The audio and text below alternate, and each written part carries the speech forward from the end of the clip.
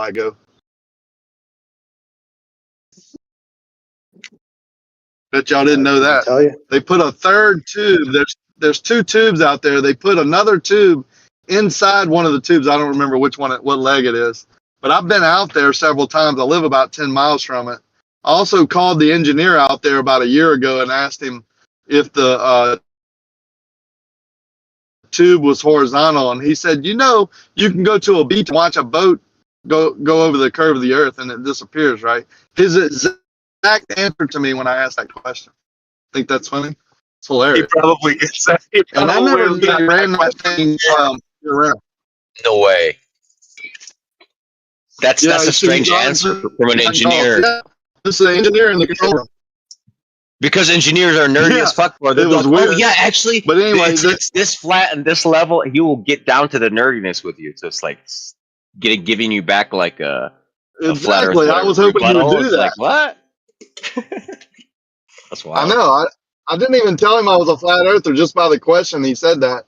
And I was hoping exactly what you said, that he would get nerdy with me and really go through all the parameters and how they did it and blah, blah, blah, But he didn't. But they're reopened now. They were closed down, but I feel like that's probably a question he's been asked a lot of times, if that's his instant response. It's like, oh, I know exactly where this conversation is going. I don't want to fucking have it again. Right. So it's like, dude, where the fuck did he have these conversations? Yeah, this guy chatted with flat earthers before. Huh. That's nuts. Yeah, you can call the control room at LIGO. But I had a similar thing happen to me.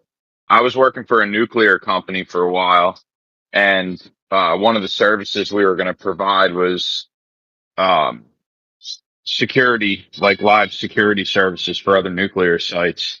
So we had a demonstration. We had guys come in for a demonstration to sell us equipment and sell us, microwave detectors and everything else. And they had a robot dog. But the guy who came in was a Navy submarine captain, like from one of the major wars. Like he was in a sub many years of his life. Super old dude.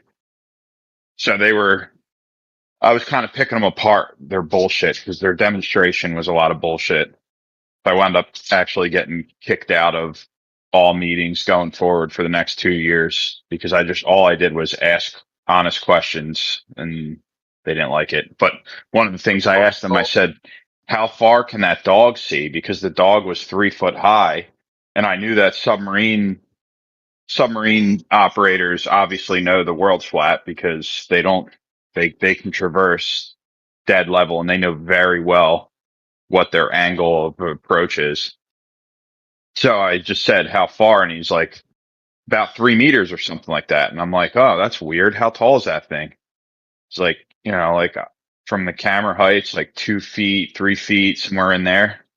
I'm like, huh, that's strange. It can see further than it should. And no one in the demonstration knew what I was talking about except him. I was just kind of baiting him. So then he started randomly bringing up topics like atomic clocks and, relativity. And I just laughed. I kind of left it alone at that point, but I knew he was on to what I was doing. I was prying at him and he was trying to bring up other proofs of a globe or whatever. But I don't believe for a second that he actually believed it's a globe. I think he was just trying to rebait me into a topic. But yeah, I never saw one of those meetings again. It was 3 days straight and I got kicked out forever just for asking some questions. It's not good, bro. You shouldn't fuck up your career. No, man, I have my own business. I don't work for them anymore. Okay. It's not a career. Yeah. I didn't want it. It was a means to an end. I built them a central monitoring station. I took the job. I told them I started a company. I expect a salary position and I'm going to build my business. If that's not okay with them, I'm already gainfully employed. I don't need to come along. And I just have, unconventional knowledge from my career, growing up. So But he said that's fine as long as you get your work done. It's good. So I spent 3 years. I'm like a Luddite. I don't have any college degrees or anything. I just always read took my own certifications, read manuals, books, codes, and on my own, and found my own way, autodidactic. But yeah, they gave me the job, and I did what I had to do. And once it was done, I was gone because there wasn't really, that was my job. So I got 3 years out of it, and it was okay. It gave me a lot of time to build the business to a point where I could sustain my own life with that. So it was like really a blessing. It was cool.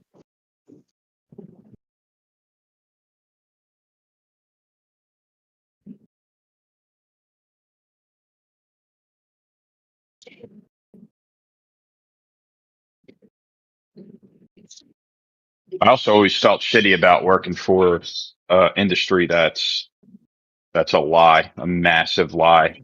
That they need the nuclear story. They need the nuclear fear for the nuclear warhead story, which doesn't align. And then they shoot themselves in the foot because now they need nuclear energy more than anything, but they can't get it because of all the regulations they created.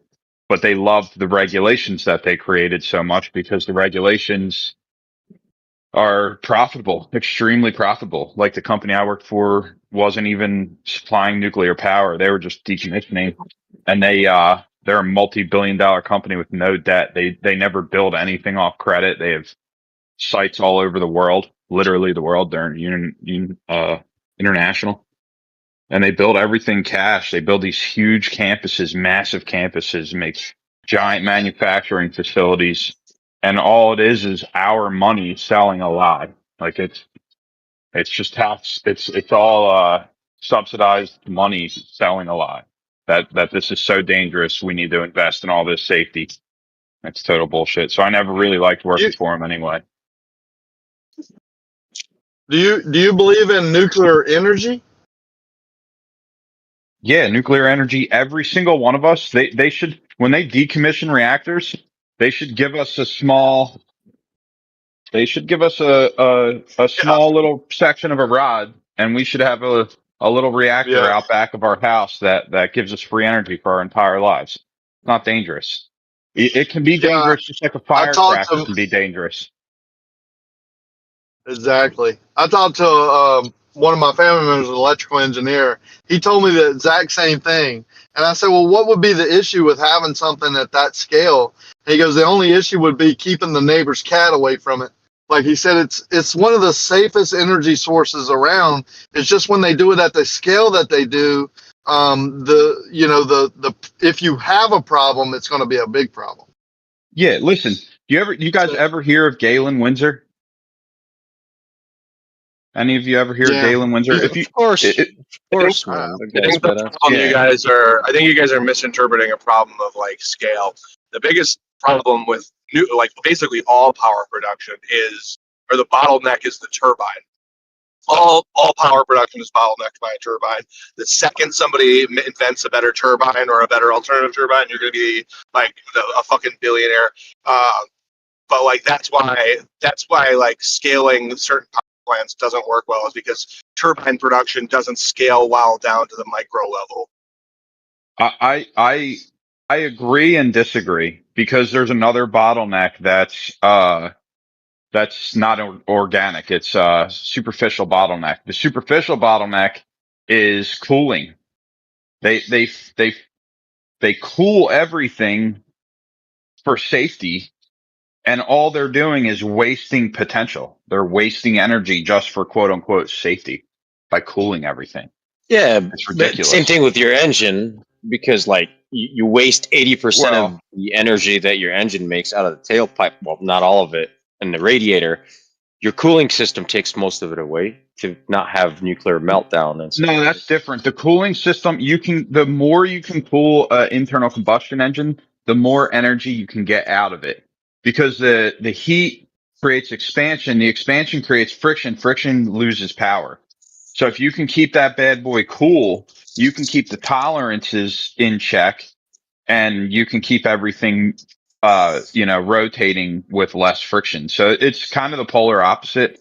With nuclear, No, you're it's not. trying to You want to keep utilize heat for energy.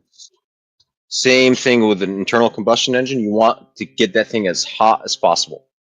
You want the exhaust No. You're thinking temperatures of to be the diesel. same as intake temperatures.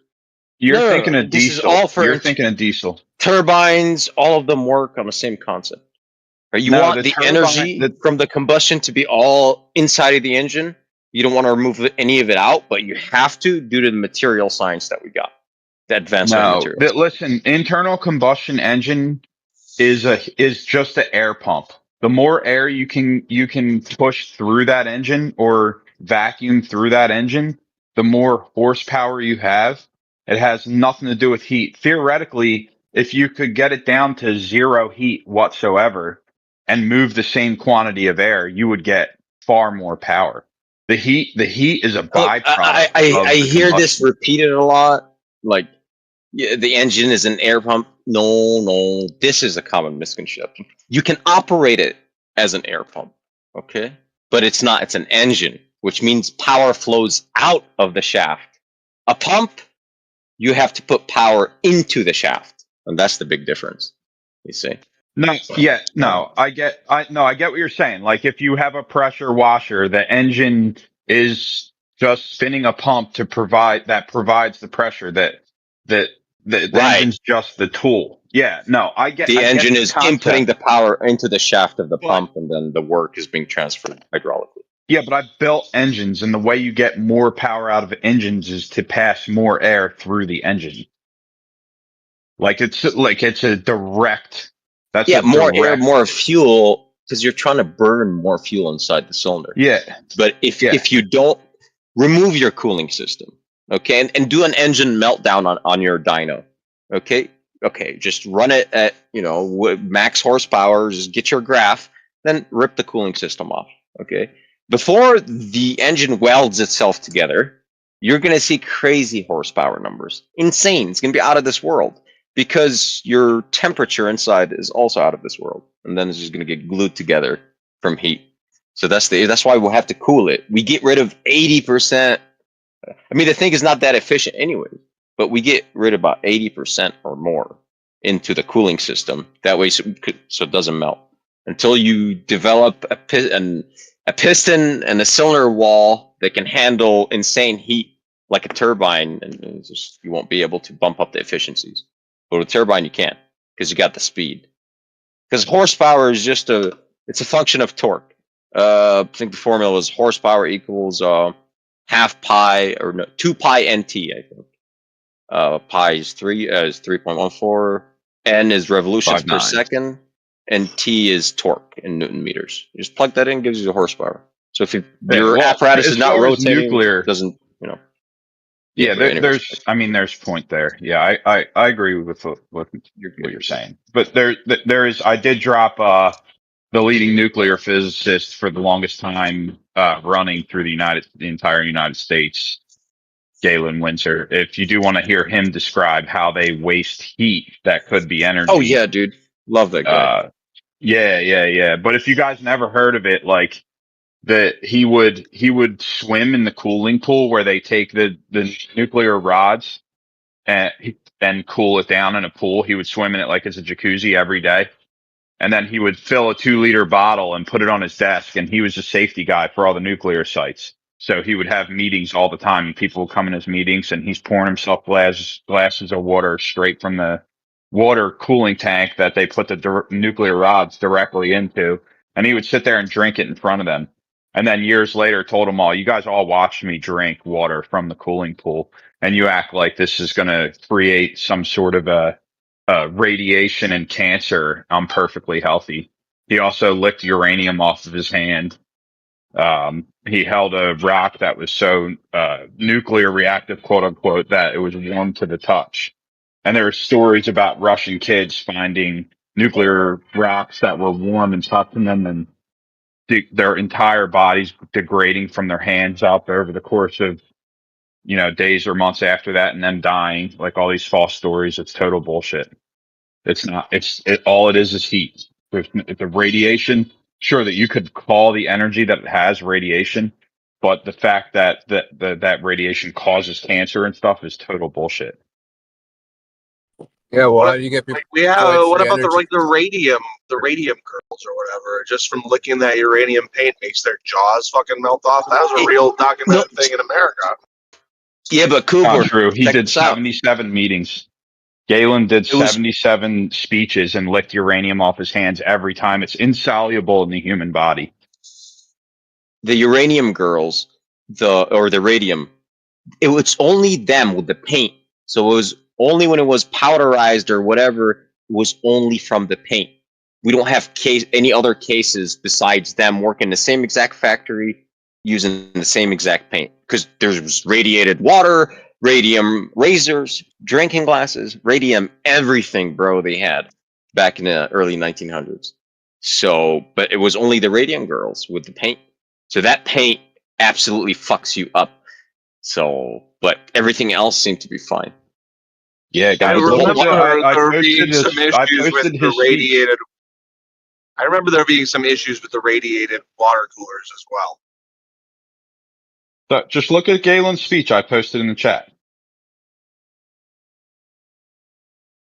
Yeah, they confiscated everything radium back then when they discovered the dangers of radiation, ionizing radiation. But like I said, is it well documented? Like the radium girls, like the images and all that shit. If we do, just pull it up. I'd love to see that. Because there's only one place still in the world that's got a medical license to use radon gas. Because this rabbit hole, the whole radioactivity shit, apparently it is actually therapeutic. And there is one facility still left in the world, in Germany, funny enough, because they had the control of radium before World War One, and it was called the something syndicate, German syndicate or something like that. They controlled the radium supply of the world. But anyways, radon gas treatment, you can still get it in Germany. It's the only place that's it's got a license that you can get radon gas therapy for lung-related issues. I forgot what they are. But apparently in a certain dose, some of this stuff is actually therapeutic. So it wasn't all bullshit, what people were saying.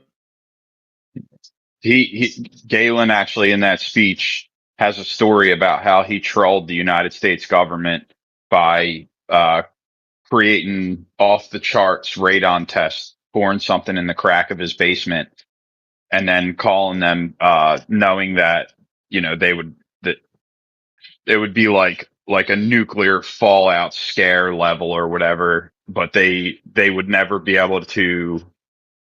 I forget exactly what his method was or his story on the back end. I think it was something along the lines of what they were supposed to do in order to mitigate that would be so much work and so ridiculous that they would just almost admit that they're lying by not doing the procedure, like ripping down the house and blah, blah, blah, blah, blah. So I don't know. You'd have to, I haven't listened to that speech in a while, but you have to look at it. Super interesting. The guy was a legend. He is a legend. He eats radioactive substance, on stage. So it's like, all right, bro. All right, you're onto something. Like he pulls out the Geiger counter and just you can see it's like, okay, that stuff is hot. You're just gonna eat it? It's like, yep. It's like, okay. All right. Well, what's the difference between what Galen was doing and what the girls were painting on the clock dials? Oh, huge difference. Huge. But just particle size alone, if we go off the mainstream theory, that's why they say the dust from the fallout is what will fuck you up. Not the radiation outside. It's when you inhale radioactive substances in like micron size, right? The surface area is insane. So it's extremely like you have a lot of radioactivity inside your body. That tends to fuck you up in powder form like that, in dust form. So with paint, to make pigments, that's exactly what you do. You grind the shit out of stones until they're just pulverized pigments. All of it is, some kind of metallic salt. All these pigments. Isn't that like isn't the whole issue with radiation is basically like tiny bullets that can blast through you, like that can fit through your cell walls and fuck you up? Like I don't understand how it being only outside, ionizing. Like only if it's ionizing, right? Which is what, alpha particle. So only the ionizing radiation is the one that will mutate your cells. Yes, it directly fucks with your DNA. Like your Yeah, I DNA think picks it it's up like the a hot antenna. Like it's like, oh, this is the stuff I respond to. Hi. Yeah. that's the claim. Yeah, and it's gamma. Gamma's the real bad one. Yeah, Pretty because it's sure. ionizing. Yeah. Yeah. Yeah, I had to go Anything. through a bunch So of tests to get X-rays. well, then All the if we negative have a studies source, that we get. if we have a source of that outside the body, right, and why would that be any different than inside? If the claim is it just blasts through your cell walls. Well, it's a lot more. When it's a lot worse for some reason. I forgot. I have to go look that up. But yeah. the surface The claim's area fake when though, you Cooper. turn It's into a not. dust. Yeah, it's not like plants and animals thrive off of it. Everything grows better. You know, it's like it's just like most other things. The truth is the opposite. See, that's true with radium.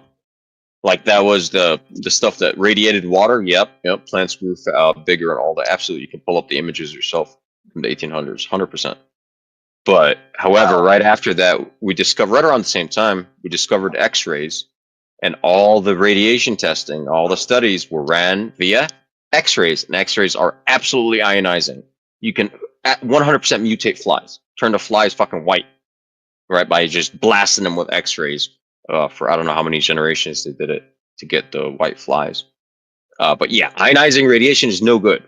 So X-rays are absolutely ionizing, and all the tests we were doing on all the conclusive shit, we're like, oh, okay, we ran some X-ray studies, and it is absolutely deadly. But we're speaking X-rays. Radium and uranium stuff, these natural rocks, they emit more than that. They emit a lot, like they got gamma, alpha, beta. Depends on what exactly. I have to look it up. What rock emits what, but it's not a single mode of transmission like X-rays. So Yeah, that makes sense. You're just like it's not that concentrating these energy. rocks, it's not that these rocks aren't giving off the same particles. It's just the concentration that's your. What do you think? Or Yeah, there's alpha, there's beta particles. They're not all the same. That's according I understand to them. that, but like, I don't know. And I think it's the alpha is the really bad one, the ionizing. But it gets, again, the air destroys it pretty quick with ionizing radiation. So you have to be really close to the source because it's easily destroyed by air. I'll try Depends on again intensity, obviously. To quote Galen. I'm not sure if it's going to be totally accurate, but from what I remember, the way he describes it is that, say, like you have a multimeter and you can probe your outlet and test the electrical energy, and that meter costs $60 to test that type of energy. And then you have a gigameter, and your gigameter can test gamma and alpha and, yada, yada, yada. And that costs $30,000 to test that kind of energy. But really, all of the energies are just that. They're all just energy on different like waveforms, and there's different tool to test different energies. So they make a claim that the energy that they're testing for nuclear can kill you, but in reality, it's just a different tool to test a different type of energy, and there's no inherent danger that's different than any other energy. Which obviously, if you like use an X-ray machine and you concentrate a type of energy and you're blasting it at soft tissue, like, yeah, you can create a problem with it, but inherently it's not naturally dangerous. Yeah, just don't get. X-rays will take you to the grave pretty quick. Pretty quick. Yeah, oh, for sure. I totally don't dispute that. I don't disbelieve that. But like I said, you're concentrating a sort of an energy at soft tissue that can see through you. That's why I don't even like my babies getting. I hated my babies getting. Whatever. What is it called? Sonar. Yeah, like it drives me nuts. I'm like, don't put that on her. But you want to see if they're healthy. Ultrasound. That was what I was looking for. Yeah. Yep. Yeah, it's sonar. Yeah, I call it sonar. I think that's just for fish finding and stuff. Sonar. But yeah, it's all ultrasound. Yeah, The only that's nuclear stuff I reject is nuclear like weapons, like these bombs. When you look into the complexity of it, oh shit! It's like, you know what? I actually don't fucking believe you. Show me a test, and I'll believe. Like, no.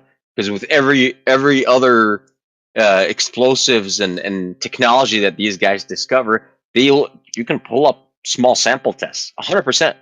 But when you look into these nuclear weapons that they develop and the way they trigger them, it's like, bro, you're fucking insane. You want me to believe that you can pull off something this complex? It's like, yes, I want you to believe that. It's like, show me the test. 3D model shit is like, oh, okay, tabletop models. It's like, no, I want a real test. The smallest scale possible you can do it. And I want the camera right there, high speed. I want to see your triggering mechanism as it triggers. Never. Not a single fucking photo. It's like, huh, interesting. Because I'm interested in like, because you have to make it go over critical. No nuclear reactor can ever do that, right? Because to make it over, you have to compress the ultra dense material already. So how the fuck do you compress that? And okay, well, now look into. Wow, yeah, exactly. So look into how they trigger it, and then it's like, I fucking with explosions. Correct? They use traditional explosives, so they have like a sphere with a ring of fucking explosives, high explosives around it, like C4 or something, and it's in sectors and like sections, and they have to trigger each explosive with nano fucking second accuracy. This is where technicalities like, how are you pulling this off? And what's your success ratio? Like, is it 100% or is it like 50-50? And you dig further, and it's like, bro, I don't think this works. I don't think this works. I've never ever seen this with military stuff. There's no small scale anywhere. There's no documented fucking literature. I can pull up literature on everything else. The military They have uses. small scale. They have the models. They have the models that they tried pulling off as videos of full size cities. They're small scale. Well, yeah, that's it. They had well, the other thing is, where's the nuclear fallout from all the tests?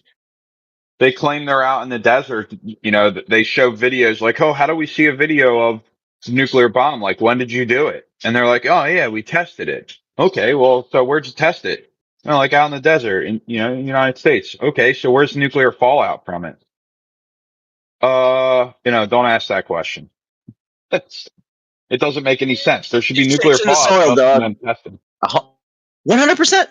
Where's the fucking dust? And this is the shit that's supposed to be so scary. I'm not scared of the energy and this pulverized nano fucking particle dust, nano-sized particles. That's dangerous because there's so much of it, like the surface area. When it gets into your lungs, you're getting radiated to fucking death inside your lungs. Like, no, I don't want to breathe that shit. Just because it's such a fine dust. I don't want to breathe dust of that size from anything. Don't we have material evidence of those nuclear tests, like in the steel production? Like, don't they have to like dig up old steel for like radiation sensitive tests, like out of shipwrecks and shit, because we've tainted a lot of the like the air that's used for steel production with radiation from our nuclear tests? I don't know. I'll tell you what's radioactive right now. I'm making a matcha protein banana smoothie, and if I had brought this to work with me when I was at one of the nuclear sites, I likely wouldn't make it out of work because the banana that I'd be touching would show up on the meter when I was on my way out, and safety wouldn't let me leave until I cleared the test. So in all their amazing knowledge, wisdom, what they do is they take duct tape and they roll it up around their hand backwards and they stick it to the area of your body that you supposedly have nuclear material on you. And then they keep testing you until the nuclear material doesn't show up anymore. And then you can leave from duct tape. So they get it off you with duct tape.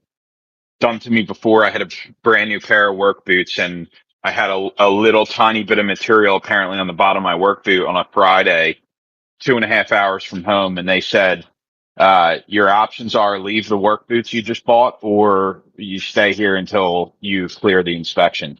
And bananas, like I said, bananas are nuclear. They set off Geiger meters. So yeah, I'm going to eat it right now.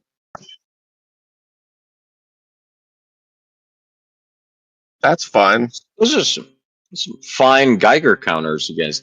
Do you have any spare ones by any chance left over from that facility that you can send my They're way? so expensive and I they're know. so rudimentary. It's not even funny. What's a vacuum tube device? Yeah, fuck yeah. I love vacuum tubes. Vacuum tubes are the shit. And yeah, the Geiger tube. It's named after the dude that invented that shit.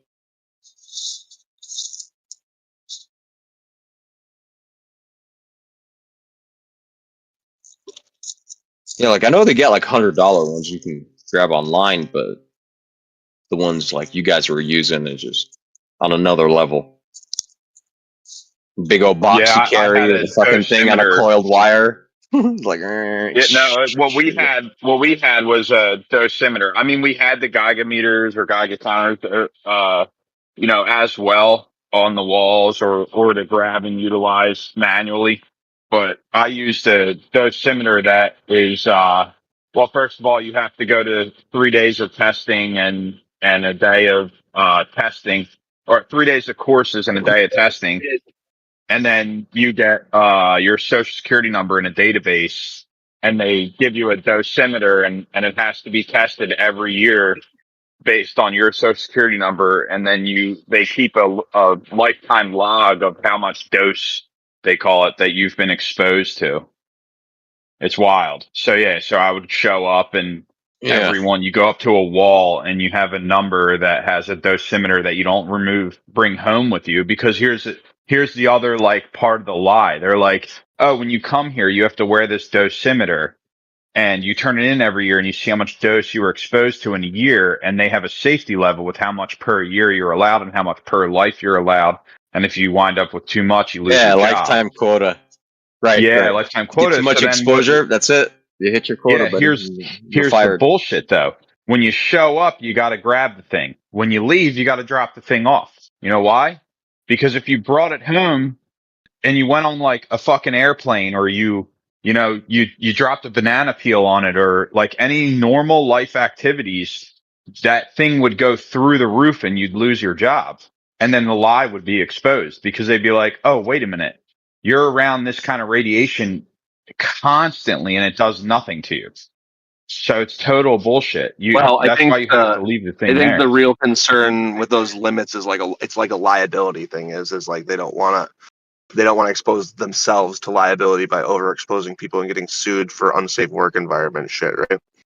Well, no, bro. that Look, is the lie as well, too. It's not so much the liability. It's that there's so much money behind operating that way that it's actually profitable to them to operate that way. They get to bill the government. They get to bill for their subsidies a higher amount, because they need to pay their workers 3 times the amount to do one activity than they would have to pay other workers to do it in a different facility, because of the safety protocols.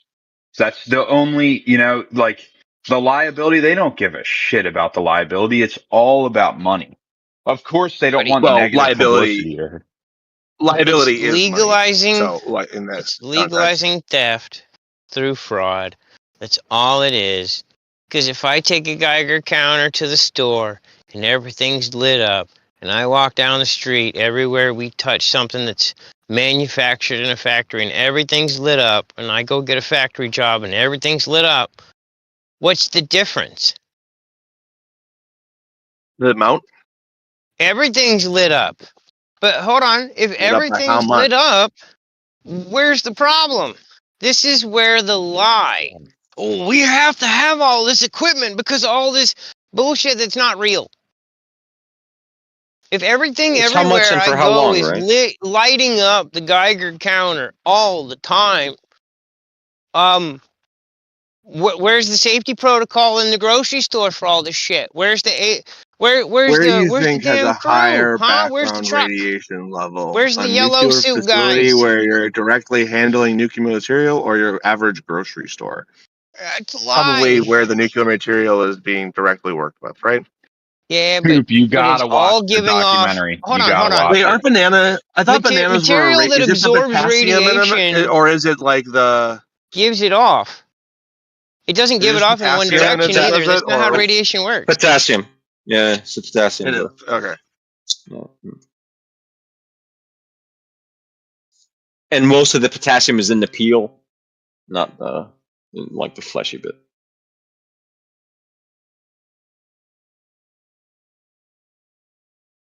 Like, all right, if I work in the factory and I take rad pills, because I know what those are, every time I take a dump, my dump is going to be toxic to the entire sewer system because the potassium collects all the radiation and puts it out of my system. Okay. Where's the crew for that? There isn't one. That's what I'm saying. The Well, whole thing that, oh, it's more deadly. No, it's not. More deadly because of somebody lied to you to take a paycheck. That was it. And there's so many people involved in lying to you now that if they tell you, you'd hang them all. Oh, and you'd have nuclear power at home. By the way, you'd be able to just build your own. I think the problem with the personal nuclear power plant is that the turbines just don't scale well to a small level. Like, it's just, you become less efficient when you get to like that small thing. You need like a big ass turbine to make use of that. Hey, look, man. You don't need to use them. You want to go? You want to go with classified or just public knowledge? Okay, publicly, what we know is the military and Navy does have nuclear batteries. They are suitcase sized. We don't know how much power they produce, and that's all we know. So they do have that fucking concept, and it's not turbine. It's like thermoelectric, right? Right. So it's like you got heat. Why in the world would you stick a turbine in a backpack? You go thermoelectric immediately. I've heard of like nuclear like suitcase bombs, but I've never heard of like a suitcase sized power generation system for, like of that size. I mean, it's the same. Trust me, we can't see. It's classified, but it's not like sure. That's that part we know of. They came out and they're like, okay, yeah, we got this, but the rest is like, I would love to see the fucking literature on it, man. Bro, it's the same. It's the same shit they powered the Voyager off of. You just get you got the matter that's getting hot, right? There's just matter that's just hot, and now you got a Peltier plate. Yeah, that's it. It's how they power the Voyager, dude. It's not like a secret. No, but it's classified. The ones that the government has, the Navy, they're classified. But yeah, the ones with the Voyager, those are not classified, and it's the same principle. So I think the Navy ones are real. The Voyager one is that Voyager one really produce like a Peltier plate produces power, but it doesn't produce that much power. Like that's, I don't know, is that enough to run a home? Like I don't think the Voyager runs off that much electricity, does it? Peltier, the TEG modules or whatever, thermoelectric generators. It depends on the semiconductor material you use, and that is actually under the 1957, or is it the National Secrecy Act? All right, so this is where all the shit falls under. So if they actually do have more advanced Peltier modules that are more efficient but cannot be released to the public because of the whole petrodollar thing, it's look into the National Secrecy Act and you'll understand that there's been solar panels that are better than 20% efficient since the fucking 70s. Since the 70s, you'll see patents for it, but you cannot see the patent actually because it got scrubbed under the National Secrecy Act. Patents but you'll see it in the headlines. Patents don't really mean anything, because there's a patent for walking through walls. So I mean, patents are you just do a patent for anything. But on the Peltier plates, though, yeah, I don't know how much power that's producing, but if you have matter that's hot, and then you get some kind of Peltier plate thermoelectric shit, you're good. Yeah. You don't need to do turbines and shit. Well, what I'm saying, and that's fine for small amounts of power, maybe if you like over a long time. But like, I'm looking it up right now. Voyager only operates off of like 230 watts. Like, that's not like anywhere near what you'd need to run a house. Yeah, you'd have a few of them. Yeah. How big is the one on the Voyager? It's old too, so it's pretty small. It's pretty small. Okay. I mean, Yeah, if you're scale it up. producing I don't 200 know. watts, and if you have 5 of them, and now you're getting 1,000 watts an hour, I don't know how much does the home use in a day. 20 kilowatts. 20 kilowatts. 20 kilowatt. Yeah. Just So you you need got a 40 of 200 the Voyager. You need 40 of the Voyager things. The thing is, the Voyager was, when was that? The 70s or something? 80s? That was the 70s. I'm sure it's a tad bit better at this point. No. Yeah, probably. And it was designed to be ultra light, so you can get it out of Earth. So like obviously You're there's not worried limitations about there. weight now. Yeah. Yeah. You're right about turbines, man. You see, that's why these guys went thermoelectric. They're smart. But if you do it with the Yeah, it's hard Peltier to. modules You can we only got spin today, something so fast before it just explodes. right? Yeah, turbines scale them up, so you keep the speed down. But you want to keep the speed up, but just as fast as it can go for the blades to As destroy fast as it can themselves. go without tearing itself apart, basically. Yeah. Man, somebody invent the new fucking turbine. Bro, nuclear is not running out I got of something better energy, for you. though.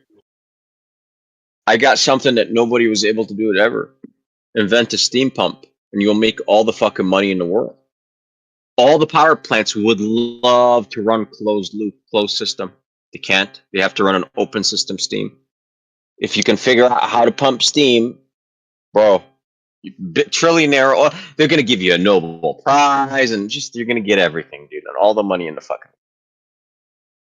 Discover a steam pump. Oh, I Nobody see. I see what you mean. Steam cannot be. There's no way to Cannot be like pumped. run like a steam pump without like an exhaust that's like burning through water.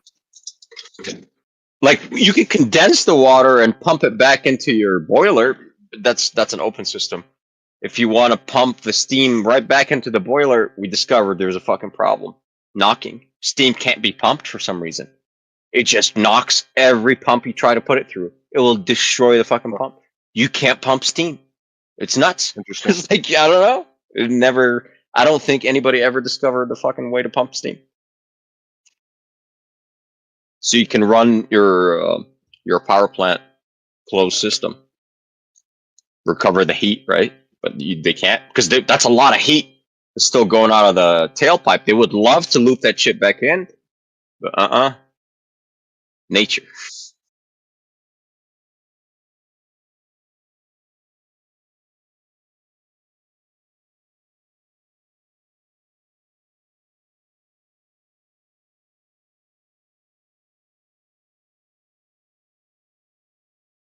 Oh well, we ran away to nuclear. The thing is no matter the size of the piece of radioactive material, if I have the correct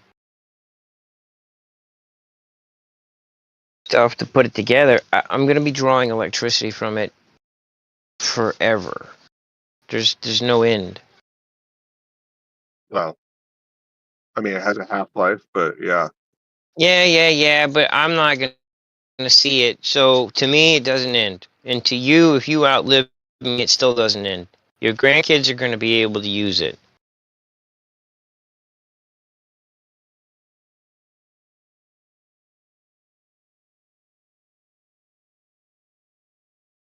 That's pretty good, huh? For just a couple pieces, some flakes. I think that's what we should be working on, right? Globers and flat earthers should unite, shake hands, be like, look, we have an energy problem. Let's figure out the way out, so we don't have to buy anything from Rockefeller, and then we'll debate about flat Earth. That's. I would love that. Sign me up for free energy. No such thing as free energy, dude. Actually, energy from the ether, bro. I know there's no such thing. I just like to use that term though, because it pisses people off. Hold on. There is. But Lion's never apparently heard of the sun. If we did have these home generators, one piece wouldn't last forever, because this would require a nuclear like fission reaction, and that consumes the nuclear material. So like one piece wouldn't if last. you're You would always have to getting replace energy it, in, think. 100, 200. Just Legos, man. Building blocks. You start off with the piece. You have a way to take all of that energy being exuded from that piece and converting it into actual electrical energy. You run it into an electrical circuit. Now, what are you going to be able to do? You have a constant source of power. What are you going to do? I'm going to put a transformer in there, and I'm going to bump her up. Because I don't have to worry about any losses ever. Duh. Okay, that's fine. The nuclear fuel is still consumed, but okay. Yeah, it's going to get consumed, but it's not going to disappear in my lifetime. So why do I care? It would. And it's not yeah. going to go super It critical probably either, would. Yeah. because of the way that I've got the apparatus set up, right? My device that it goes into, it's fine. It's not going to go super critical. Well, no, I'm just nuclear fuel is sucking all the energy consumed out. during consumption, during like power production. That happens. Like that's what fusion is, or fission is. That's the reaction that's happening here. Right, but you're talking critical. We're talking the slow scale. The half-life is a long time, which means your decay rate is slowed down. Yeah, but you're not going to heat anything up enough with just the passive radiation kicked off by a rock without causing a reaction. Don't need the heat. I'm using the energy. I'm taking the electricity. Just use the criticality. Fucking make it critical. That's the idea. Let's go critical, baby. I'm just gonna do my best to keep this thing fucking cool, right? But that heat, I'm gonna use it, right? So let's boil some water. There's no heat without the point is there's no heat without reaction. You don't just get to set the rock down. Oh yeah, no, you got to start scooping in power. Like there has to be a reaction. And no, they control the rods, right? Yeah, they bring them together, the pellets or the rods. Yeah. You gotta get it closer to. You gotta control it though, right? Not like Demon Core. Slam the screwdriver, the two halves of the sphere. It's like a little more control.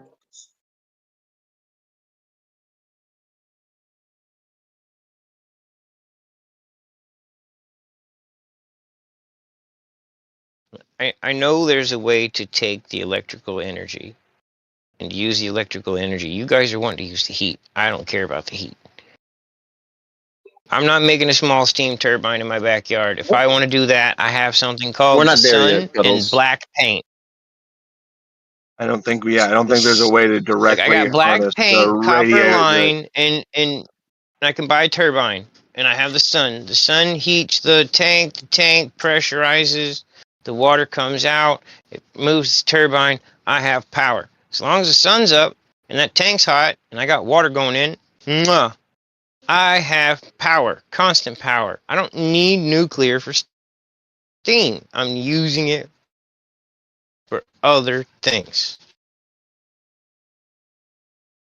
Yeah, but if you want steam, nuclear is like have the sun. Why do I need heat? What the hell? Because you want the heat in a specific place, and the sun kind of scatters it all over. I know, but there's issues with this going supercritical. There's all kinds of issues, especially the tiny little particles that Cyrus was mentioning that you don't want to breathe in. I don't want to have that around. So I want to keep it nice and smooth and cool at one temperature and suck all the electrical potential out of it. Yeah, but you don't have a way to do that. There's no physical mechanism by which you can harvest that energy from the radiation directly. Like there's no way to convert that to electricity directly. You have to do it through heat.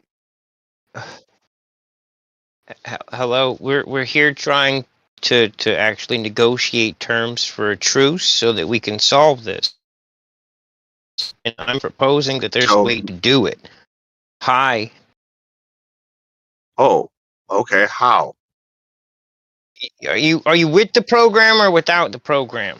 You know what? I want to start a program. I'm saying that it's possible. I don't have all of the answers.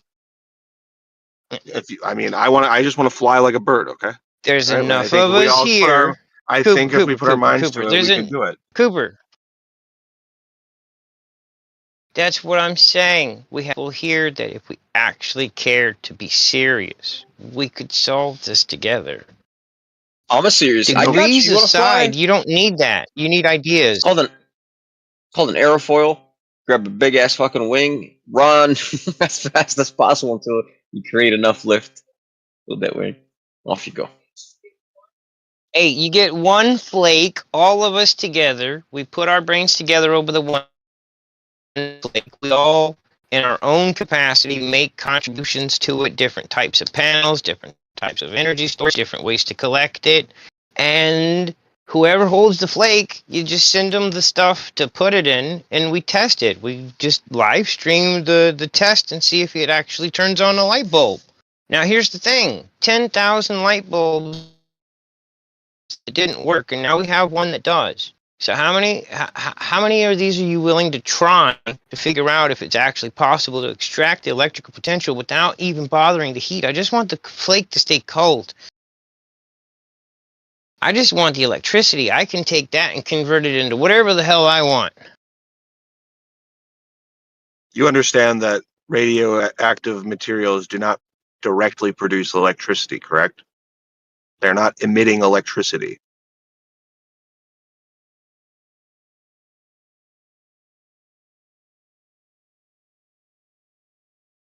Are you so sure about that? Yes.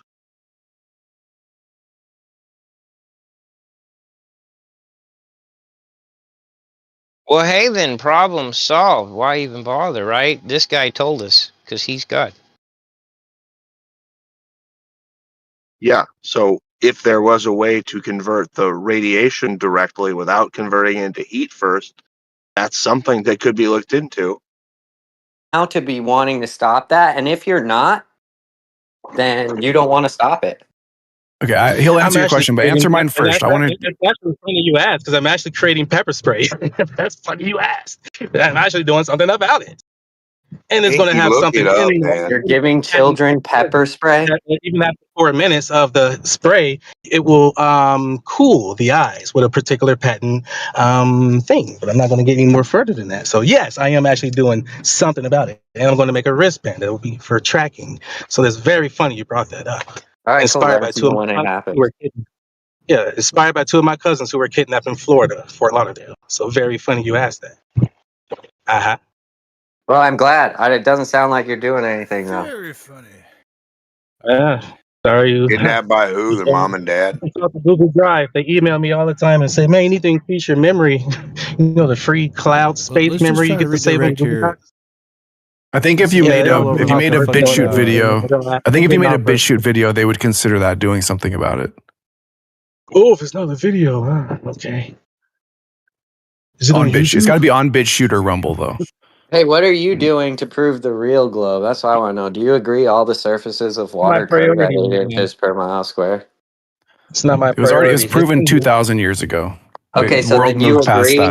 So then you agree that when we make something flat, for example, your oven, right, your glass top stove, that thing probably as flat as we could get it would conform to 8 inches per mile squared, considering that's what level is. Well, what's your definition of flat? How do we measure flat? I said what level is, right? Level is 8 inches per mile square. I didn't get an answer to There's multiple definitions of level. Well, I'm giving you that multiple definitions of level. It's a bad word to use. I've given it to you. I gave it to you, dude. If I go into If I go into a precision machining shop and I say I need a perfectly flat oven bottom, do you think they're gonna use a definition of level, or do you think they're gonna have a different tool they're gonna use to measure that way? Are they going to be able to get outside of the gravity vector to make that happen? Well, they're not going to use a plumb bob to do that. They're going to probably use like a caliper. They'll use a caliper for it. How did they make the caliper straight? They use a different caliper. Okay. And how'd they make that one straight? So are you in the? Well, if are you have in two the calipers, are you saying hold that I could measure? No, hold on. If you're saying that I could measure plumb not being parallel 8 feet apart, all of a sudden you're saying that? No, but just to be clear, if I have two calipers, I could use them on each other. You realize that? I don't need an infinite regress of calipers. I just need two. Okay, that's perfectly fine. And did you make those within or outside of the gravity vector? Always within. Okay, so then there's no manufacturing facilities outside of the gravity vector. Okay, it's cool. So everything is curving at 8 inches per mile squared. Thank you. No. Oh. No, you just misunderstood my point. Oh, do you agree that the surface of water is curving at 8 inches per mile It square? definitely appears to be doing that, yes. Okay. What about Do all you agree material that emerging? when we level things that we use water? Sometimes. Okay. Do you agree that my stovetop, when it's glass, it's poured liquid? Your stovetop when it's wait, say it again. Your stovetop Yeah, when it's glass. My glass stovetop is poured liquid. He Oh didn't yeah, even yeah. get it. Yeah. Okay. Yeah, So then that you thing for agree. sure has 8 inches per mile squared in it. Okay. Absolutely, There you go. yes. Yeah. So that's what you believe. Yes, I do believe I have that. an important question on the table. How do you Yeah, but level if an oval mirror on your wall? How do I level an oval mirror on my wall? Yeah. Yes. Yeah. Like if you're hanging the oval mirror, how do you make sure it's plumb? I have a spirit level I use. Has little bubbles in it. You line the bubbles up in the middle, and When you then apply it's level. static electricity to Do a you agree balloon, that it spirit causes level? plastics to adhere to the balloon at a 360-degree shape. Okay. Do you Okay? agree, Pfinky, that spirit level is curved at a rate of 8 inches per mile square? Just behave the same way, and we just Hey, simply call it gravity. VR, you're coming in nobody's kind of low, understanding bro. what you're saying, Mr. Moore. Yeah, it's cutting Pfinky, out. Pfinky, Yeah, do I was you getting on agree that No, spirit, the dude? no, I some don't. static Oh, so electricity you say the No, you're spirit level cutting in and is out. straight? balloon experiment that's done where the crutch. I have to mute you for a second. I'm sorry, More. More, you're coming in Yeah, we very gotta do what low. we gotta We can't do. hear you at all. It's like it's just coming in muffled. Just kind of wait. Oh, he left. Muchas gracias. Snacks, you're low too for me. I don't know. Maybe let me check my volume. I'm away from the You microphone. usually have Sorry. funny. You have I like was just funny trying to get on the interjections that I want to hear, but I can't ever hear them. Pfinky, how did we make the infinite spirit level? caliper regress fallacy. I'm loving that shit right there. That was a good one. But I want to know, Pfinky, how you made the spirit level straight and not level according to the Calipers. Earth. Okay, 8 Calipers. inches per mile squared is what we call level. And you're saying a spirit level does not make things level, correct? No, no. That's the spirit level straight. They do it. They use machining, like we were talking about earlier. They don't use plumb bobs. So it's Outside the kind of like gravity have vector. you done any woodworking? Have you used like a planer? Okay, so you're saying if they're the two ends, the farthest ends away from each other on a spirit level are parallel to one another? The farthest ends on a spirit level are I don't ever use those ends, so I don't know. I haven't checked them.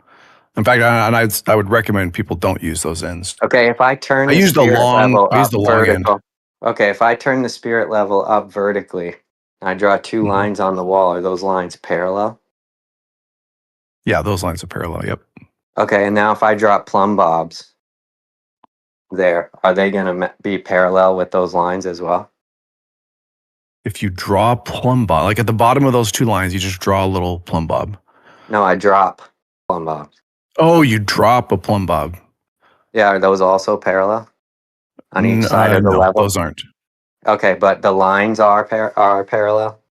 Yes, the lines were Okay, made demonstrate. through machining to have equal spacing, and plumb bobs will have a tiny unmeasurable deviation. So you don't think that when we use, so you're saying the spirit level itself is straight, right? But it's not matching the level that we use when we I talk mean, it's about pretty eight. straight. Nothing's Is it perfectly eight? straight. So it's To what not. So margin of those error? lines aren't. So those To what? lines aren't parallel.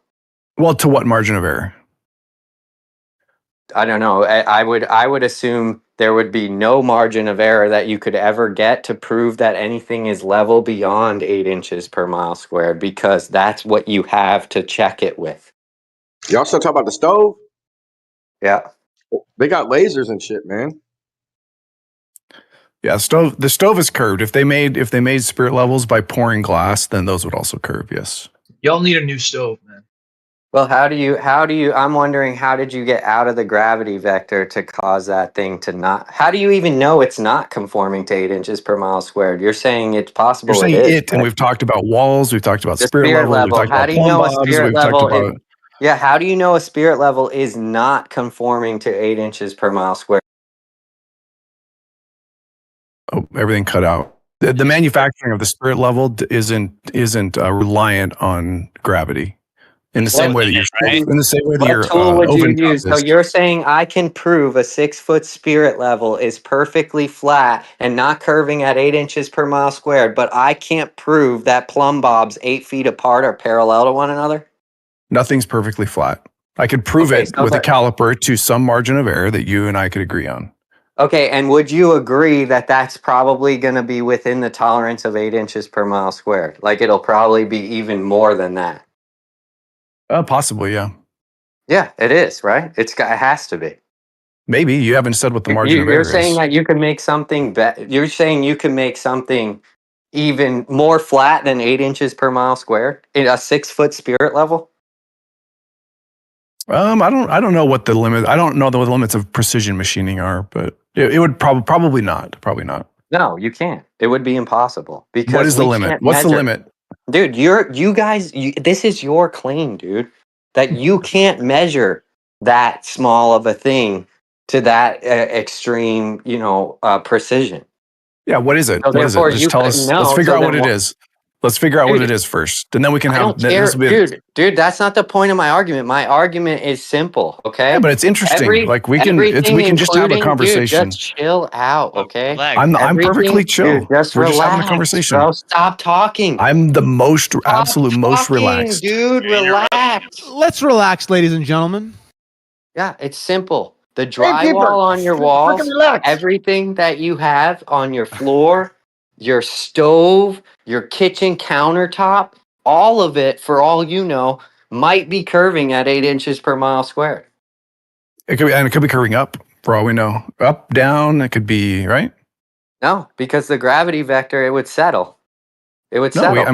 but it could be. It could have just been had poor Everything would just manufacturing. settle. Hold on, now it's my turn. It could just have poor manufacturing and be curving upwards. It would just settle. Everything would settle to the 8 inches per mile square. Torah. Everybody's agreed with your point, though. I think, right? Not really.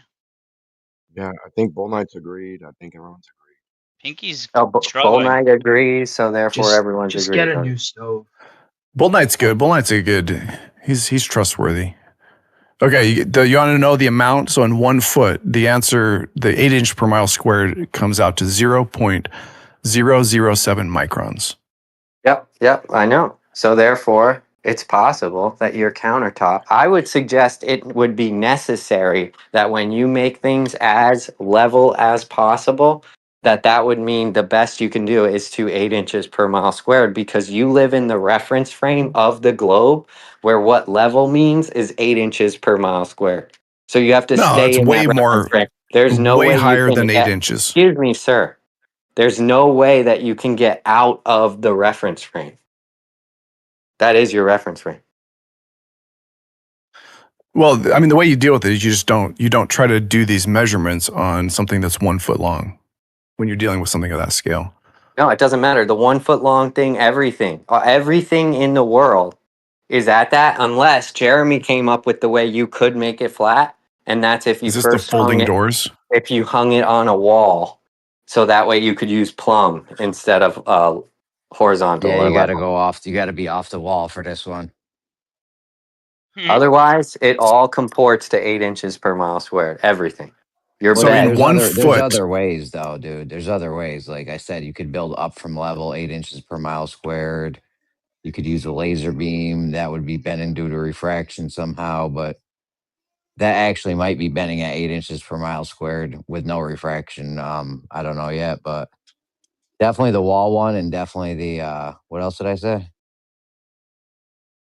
Oh, building up from level. Yeah, So up like if from you level. Yeah. yeah, you well, the can make wall one something had flat like that. problems. We talking about the one with the hinges that we talked about that one time? No, we're talking No, about just how do dropping you them make from. something? How do you make something straight or flat? Like Yeah, we talked about. You said you like lay a bunch of doors on the ground with hinges, and then you slap the line on it, and then stand them up.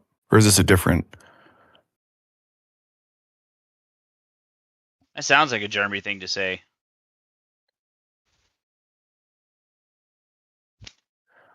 He did. Well, I know that was one. There might be a different iteration of it. So in 1 foot, if you're just talking 8 inches per mile squared, in 1 foot, the equivalent precision that are like our most sensitive calipers, which can do about 2.5 nanometers or microns, sorry.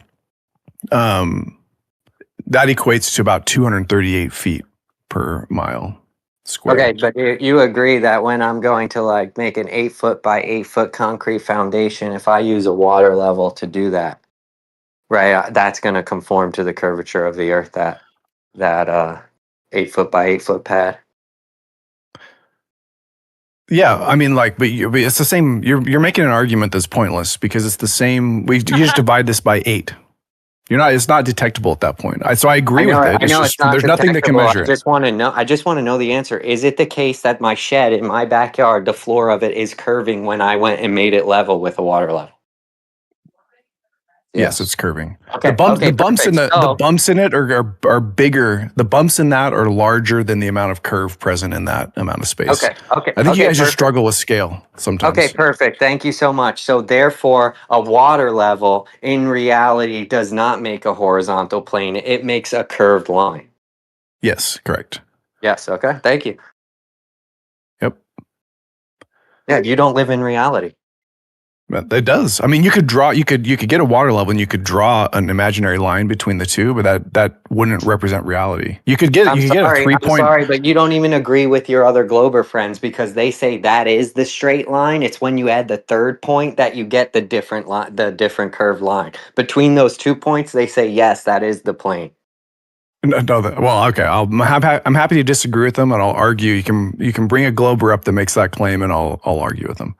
Yeah, no problem. I have Cole, Left Lane. I have a ton of them, dude. Yet last night, all of them. You ran away. I didn't run away. I wasn't even on last night. Last night you ran away, dude. Yeah, you did. I wasn't even on last night, dude. I'm a Glober. Oh and no, I I was because Gally told me he'd gaslit me really bad last night. Wait, so were you here or not? Someone I was. I think the night part. So I think the night part was. Or you were just I think mistaken? the night part was. I was not here last night. My time. I was here in the afternoon. My time. Well, time is subjective. You should know that. Oh yeah. Well, you shouldn't have said last night. All right. Whatever. Well, it would make perfect sense. You would understand. You know where I live. Yo, who said they're a Glober and they Yes, agree?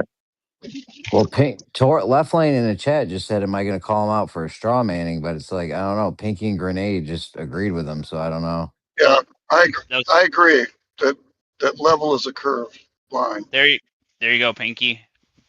Yeah, that's my point. Level is a curved line. So that's another guy that agrees with me. Okay, can I ask him a question real quick? Grenade, do you agree that a water level is a tool in reality that we can use to make a horizontal plane? You can attempt to make a horizontal plane, but it wouldn't be level.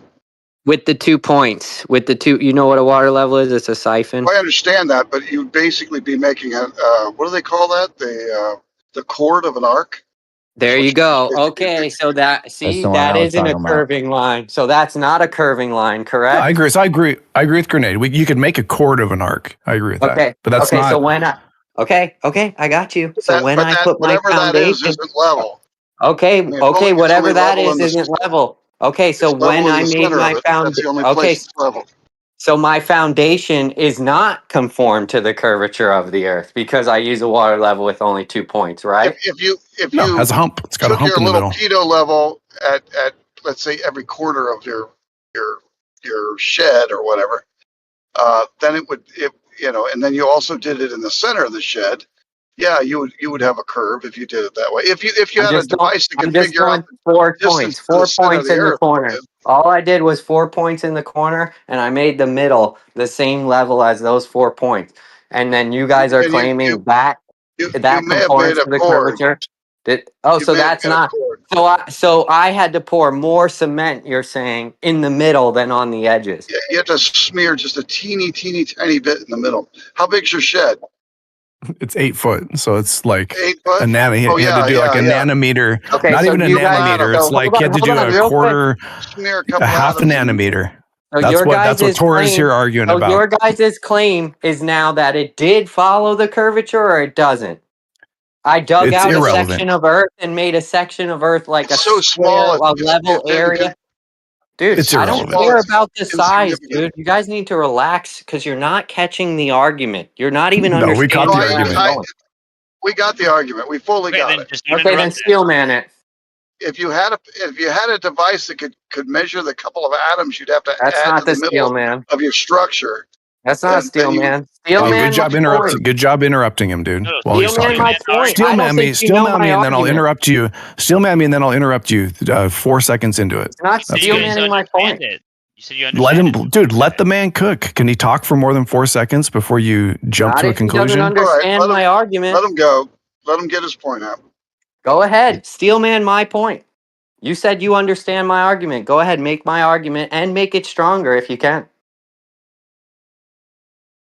I don't even know what your argument is. Okay, I'm then why agreeing with before you did you just that, say that you do level know is my curved. argument? Yeah, why'd you guys say that then?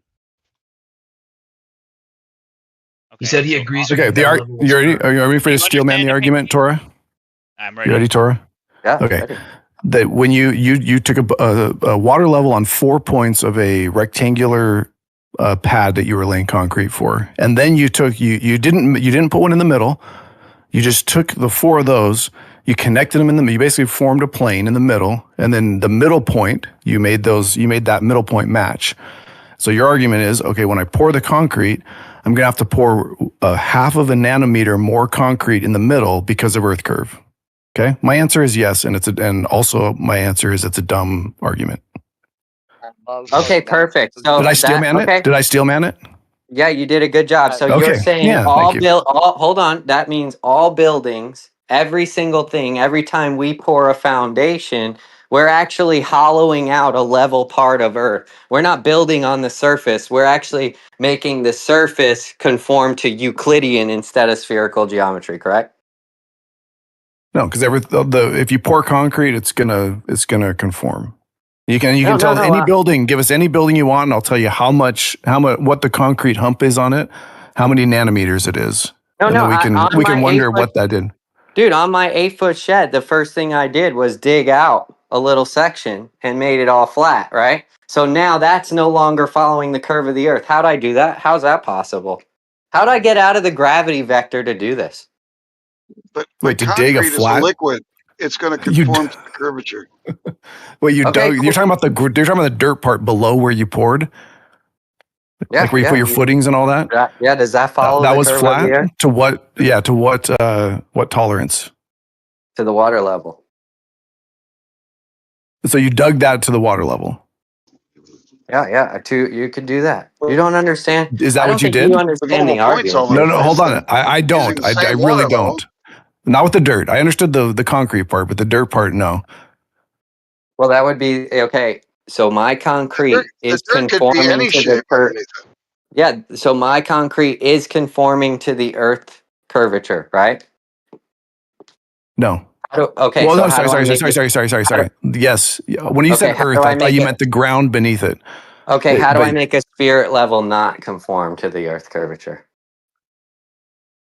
well, you don't use one that is. You can use a straight, like I was saying. If the edges of the spirit level are machined straight, then those lines will not. And also, it doesn't matter. No, I go I back asked to you, this is a how dumb do I point. make one? I'm asking you, how do I make a spirit level to not conform to the earth curvature? Because I can't even make concrete not conform to the earth curvature. So how am I making things that don't conform to the earth curvature? Well, if you're measuring the vertical vector, it doesn't matter because you're only measuring a point anyway. It's 6 feet long. I don't know if you're pointing it straight up and down, it doesn't matter. It's A spirit level. So you're saying we make spirit levels up and down, straight up and down? yeah, like what you're saying. You're saying how do you get the present the mirror on evidence? your wall? Yeah, How do you go get the ahead and mirror on your wall? Remember that one? Present the citation for us making spirit levels on the wall. I didn't making them on the wall. That's how we would have to make them. You just said it. That's You not just what I said said. we would have to use the vertical in order to make Steel the man, spirit what I level. just said. Steel man, we what I would have just to said. use the vertical to make the spirit level. That's not what I said. Okay. You did a bad steel man. Okay, what did you say? No, I said when you if you take a spirit level and you measure, or a plumb bob, right? A plumb bob doesn't conform. I mean, it conforms to the surface of Earth, but it's at a single point. Yeah, I know. And that's a straight line, right? So now you have to present evidence that when we make spirit levels, we make them vertically like that. What are you pouring a mold? What are you doing? How do you do it? Go I mean, ahead. I'm pretty sure they have to calibrate spirit levels. You can't just, they're not. You don't just like make a bubble in something and call it good. But do you know how to calibrate a plumb bob? That's the real question, Pfinky. Yeah, dude.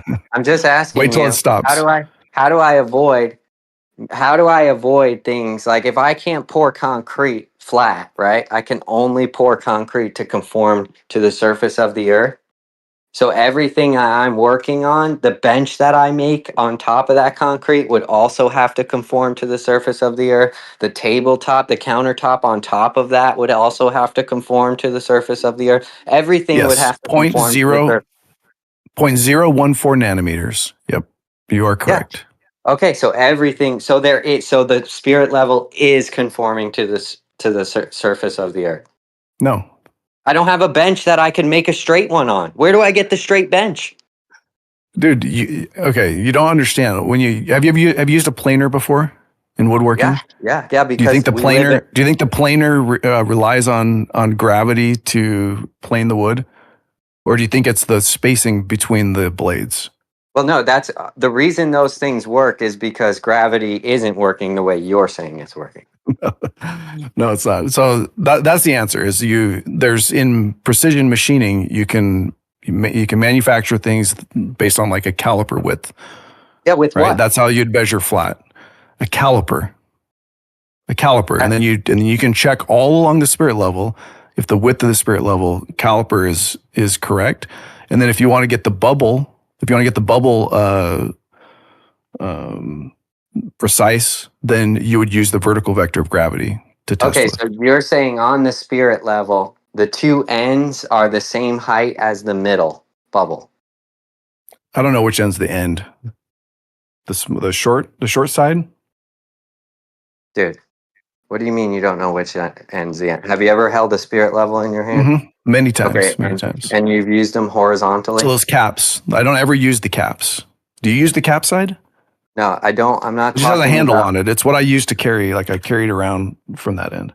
Yeah, of course. Okay, are those two ends at the same height as the middle bubble? Well, you're talking about a water level now. I thought you were talking about a No, I'm spirit. I talking was going to about say spirit level. we're all walking around with a spirit level in our pocket at this point. At least everyone with an iPhone is. That's not the kind I'm talking about. We're old school, Jeremy. You're talking Jeremy. about a spirit level. You have one on your iPhone. No, it doesn't use the same principle. No, it doesn't. There's no. What do you think? There's a bubble of water in your phone somewhere? No, I was lazy. You're right. I think you're right. It doesn't. Okay. It doesn't. Okay, so I'm talking about It the uses an spirit level. Thanks accelerometer. for the red herring, Jeremy. I don't know why you're trying to go off into I liked another it. topic. He's just trying to simplify the argument. He's trying to save you because he knows when I do this to people, they leave and they never come back, and that leaves him lonely. Yeah, you're really getting me good, dude. Your 0.14 nanometer concrete discrepancy it's crushed my worldview. If I put my spirit level onto that concrete, do all ends of the spirit level touch the ground? No, your concrete's going to have discrepancies larger than 0.17 nanometers. Okay, so then it will, right? Mm-hmm. Okay, so when I'm leveling the concrete floor, right, that is also conforming to the curvature of the earth, and then I put the level on it, and it sits flat on it, the level is obviously now also conforming to the curvature of the earth. It's going to conform to the curvature of your concrete pad. Which is conforming to the curvature of the earth. I've never had a spirit level that was accurate to 0.14 nanometers. Do you have one of those? No, because dude, I don't know how you don't get this. Okay, if I need to make, I don't know how you don't get this. 0.14 nanometers is so tiny. Okay, that's fine. That's still something, right? No, in terms of reality, it's that's not. Nothing. Okay. It's not. Would that affect your choice of how to lay your concrete? Dude, when I put Answer the question. Answer the question. Would 0.14 nanometers change how you construct your pad for your shed? No, not at all. Okay, it wouldn't. Not for me. I wouldn't think for Okay. a millisecond about it. All right. What if I pour a layer of mercury on top of it? What amount would make you think, oh, okay, this might mess up my project? What if I pour a layer of mercury on top of it? Is You're it not now getting it, more Torah. accurate? It's going to be tilted a millimeter left or right. You're not leveling this and the material. First, you made the material and it's in the flooring or your baseboard or whatever, and your stovetop, and then you also have to go put that shit somewhere and level that again, or else the shit's just going to run off the side of it, dude. Yeah, I it know. would definitely matter if your thing was off of however much, because if you don't have it level, then water is going to pool in on it. Especially on a globe. If you have something flat on a globe, all the water goes to the middle, right? That's how your shit works. Yeah, but That's on why small stuff, No, you know like that if it conforms to the Earth's square. surface, then water Hold on, won't man. pool. Hold on. No. I know, but you said if it was off, it doesn't matter. But I think it does matter, because if it's off and not level and flat, then you actually have water pooling in the middle of it. which happens Oh on yeah, tables I think that's all the true. I think time. that's Water true. pools on top of the table, and people Okay, deal that's with it. There's that's no why. uproar for the water pooling on tables. Okay, pressed on. Then you're taking away Jeremy's only argument that he says we can measure horizontal being level. You just took it away from him. You said no, we can't. No, well, you have to ask the question: would 0.14 nanometer discrepancy cause water to pool? Yeah, you guys get mad at me destroying your own position. Nobody's who's mad at you right now. I don't think anybody's mad. But let's Google that. He's like, I don't think he was mad. Dude, check it out. So if He's just a passionate I guy. have that concrete shed, right, and I pour mercury on top, right? That all conforms to the surface of the earth, right? Now we don't have all those mess ups, discrepancies that you were talking about with the concrete floor. Mercury's surface pretty flat, ain't it? It'll be flatter, yeah. It's not no surface is perfectly flat, but Okay, it's now gonna be I flatter. put a spirit level on top of it. Only the middle's gonna touch down, and the two ends are gonna stick out. Well, the spirit level is going to have discrepancies of more than 0.14 nanometers, right? So then the edge of your spirit level. Okay, so you're saying spirit levels aren't machined perfectly straight. Not to 0.1, not to 0.14 nanometers. No, I'm not even talking about straightness. I'm talking about surface. Hold on, I'm talking about like surface imperfections. Yeah, I understand. Just if you got in really, really zoomed in really high, that thing would look like a mountain range. If you're at the 0.14 nanometers, that's not the curvature we're talking about. We're talking about a uniform curvature throughout the whole thing. I don't care if it has a little surface undulations. Well, if the surface undulation is like 10 times greater than the amount of curvature you're talking about, then it does matter quite a bit. Yes. No, it wouldn't, because you have a uniform curve still. It wouldn't matter at all. Well, what if you have a let's just imagine the mercury is a perfect. Let's imagine the mercury is a perfect curve, and you're going to set something on it which is odd.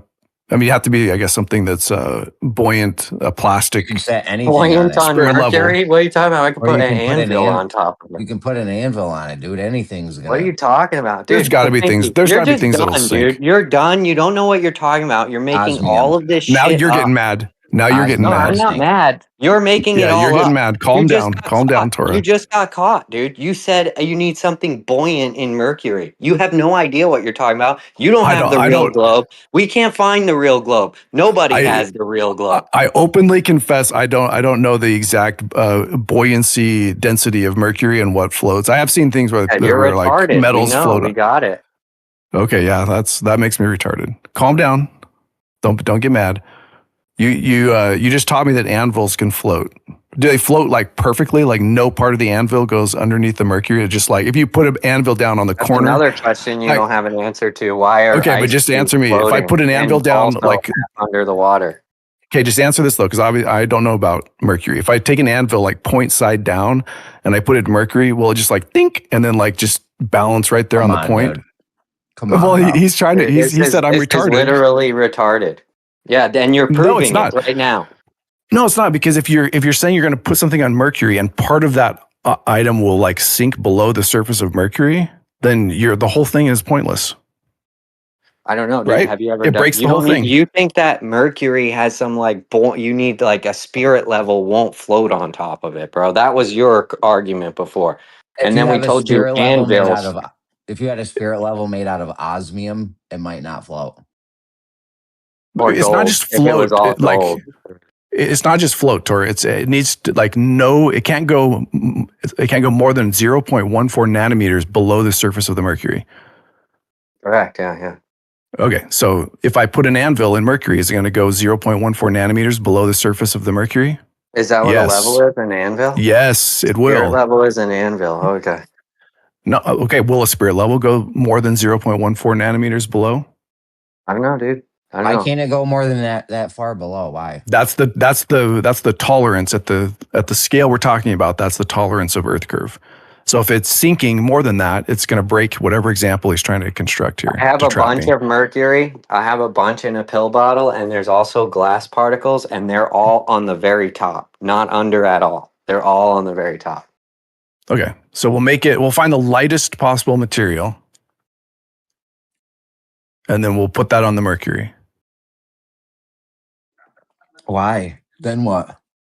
Because it can't sink. If it sinks 0.14 nanometers, then we've broken this precision I don't even science that we understand were what's set up. going on. What is even happening here? Torah's setting some up. I've been following him, but I'm not sure where he's going with it. Dude, the point is you don't have anything. Everything that you say is made level is all made at 8 inches per mile square. Everything. So therefore, if you say, I've made a spirit level, that thing is made at 8 inches per mile square. No, you don't. You don't make a spirit level. You don't. Yes, thank you, Jeremy. You don't make a spirit level. That's not how it works. Yeah, okay. That's not how level works. Come on, Torah. Yeah, level doesn't work with spirit levels being made level. You heard it here, folks. You don't make a spirit level. No, you make it. You make it of course. straight. Okay. You machine it to we be. got it. You machine it to be straight, and then you calibrate it to the vertical vector of gravity. You got a citation for that? I will find you one. Yep. Do you know how many times? Yeah, I would like it to be a company that makes spirit levels too, if that's possible. Do you know how many times guys have made level lines on walls today? They're like, yo, I need a level line on that wall, and they've used a spirit level. That's probably happened like, I don't know, 100,000 times. They would be my wild guess. Yeah, I agree I with was that. going with a million easily. Probably a million. I know, that's what I'm saying. Over under on that could be like 500 million. I don't even know, dude. Probably there's one guy out there that all he did all day was make level lines. All day. His nonstop. His whole job is to just make level lines.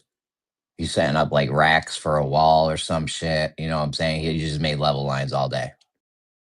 Jeremy, I'm going to post a couple of pictures in the chat. The company name of the spirit level producer, as well as its accuracy. And why does it need It better be in the nanometers. Rob, think about how funny it is. This guy thinks the water level, the spirit level is made straight, yet what we use in order to make sure it's level is a water bubble inside. Well, if the water bubble, just imagine water is the tool we use to make things level. Don't interrupt me. Yeah, that's fine. I don't disagree with that. And especially we could measure anything that we make that's called a level is made using the water.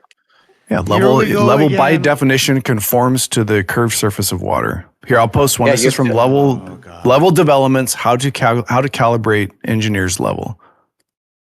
Here we go again, debating over reality when reality, it's the way you debate it is by choosing the strongest model. Every word, everything we use and the way we've been brought up to perceive the world and what's happening ultimately is based on some guy's fucking model who got really influencer and famous, and it became into our culture and our vocabulary.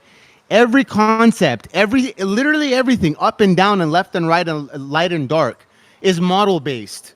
We're wasting our times fighting over reality. This is just a fight over willpower and energy, and we need to realize just leave, bro. Just a go. model will represent reality. We don't fight over reality. We're trying to figure out reality, hypothetically, as this so-called truth seeker. And we've got these. citation. Wait, real quick. I'm almost done. Oh. We've got Sign these my so-called. petition. I swear I'm almost done. We've got these so-called models that wraps up in packages and interweaves and incorporates these ideas, and we unbiasedly, blindly, we're in our reality. What we see is what we get. What does this model give? All right, go back. Go back to debating over level. Your citation is not for a spirit level. Hold on, dude. Stop taking it off the topic. Stop moving off the topic. Pfinky, you did not post a citation on a spirit level. He thinks he's gonna get. He thinks I'm gonna rage and never come back because of this. So, guys, This is not a spirit level, dude. Is it? You think that's a spirit level? Mm-hmm. Yep, that looks like a spirit level to me. That's not a spirit level, bro. It says it right on it what it is. It's an engineer's level. Does it have an air bubble in it? No. All right, let me look up.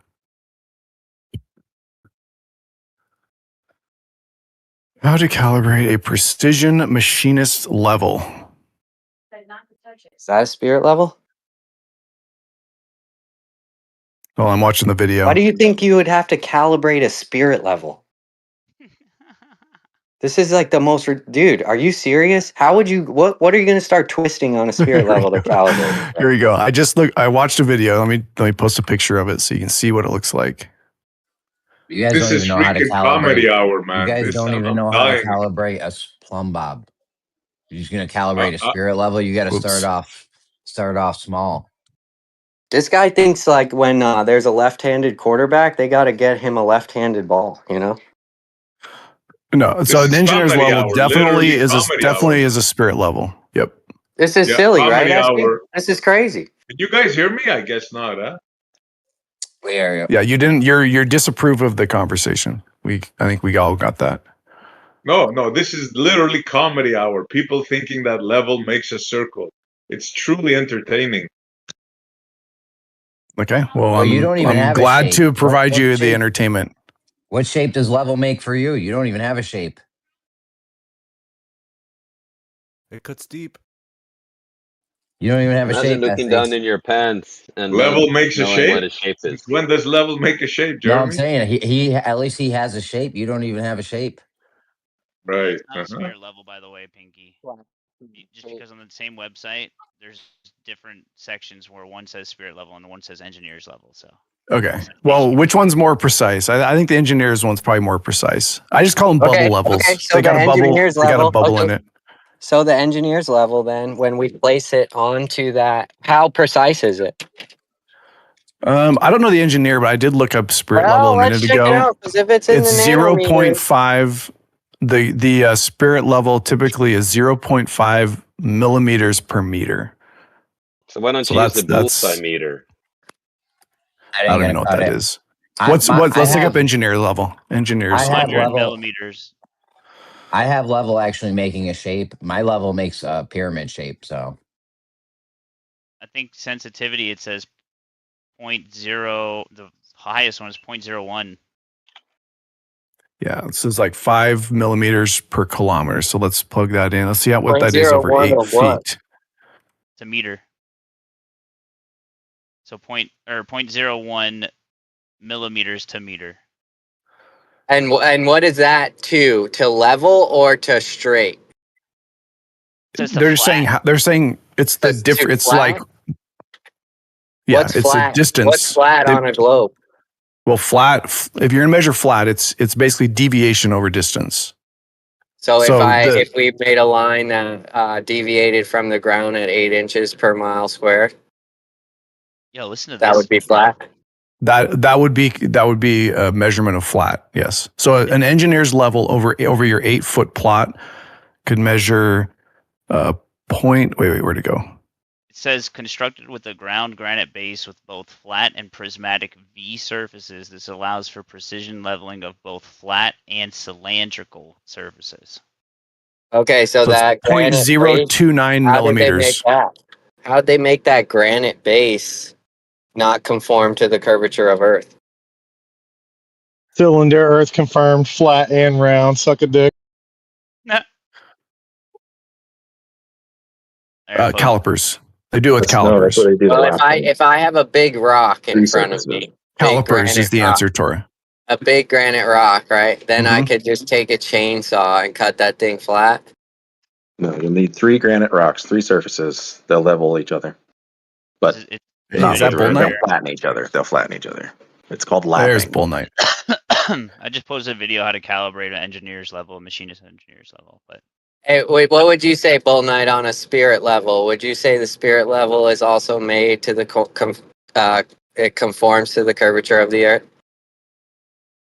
Not if it's made on a flat reference surface like a lapped granite machiner's reference. And then it's compared to that flatness with micrometers. And is that flatness out of the gravity like the vector or calipers. in the gravity vector? Calipers They'll don't be need the gravity. We already went over that earlier. Yeah, there'll be the bubble, and then there'll be the apparatus the bubble level portion is mounted to. That metal beam will be flat with reference to nothing, just its own deviation, which will be very low. And that'll be made by the lapped granite surface. Look up lapping. It's like a... But we can't make that. I just posted the video. Yeah, we can't make that even more precise than 8 inches per mile squared over 6 feet. You're saying we can make it flatter than that? No, see, that's when we're dipping down into the noise. So flatter than that, it'll be flat to within the tolerances. It's usually like a portion of a micron flat. Yep. So an engineer's level is accurate over a 6-foot distance. It's accurate to 12 to 29 microns, and Earth curve would be a half a micron. Okay, so then you agree that there is no way to make anything flat. No, I don't agree with that. To what I say, to what margin of error? Perfect, precisely flat. Nope. Then you can't. Nothing's perfect anywhere. There's no perfect lines. There's no perfect anything. Yeah, of course, because water, the thing that we thought Water's not was perfect the either. thing. That's what I'm saying. Water's yeah, not perfect either. Dude, why are you interrupting me? Yeah, the surface of still water isn't flat. It's also curving at 8 inches per mile squared. So if we wanted to do precisely flat as it is according to the globe, it would have to be at 8 inches per mile squared. And that would be precisely flat. My point is that water is made up of molecules. Molecules they're not curved. So if you zoomed in really close into water, there's a little tiny stair step there. So there's nothing perfectly curved or perfectly flat.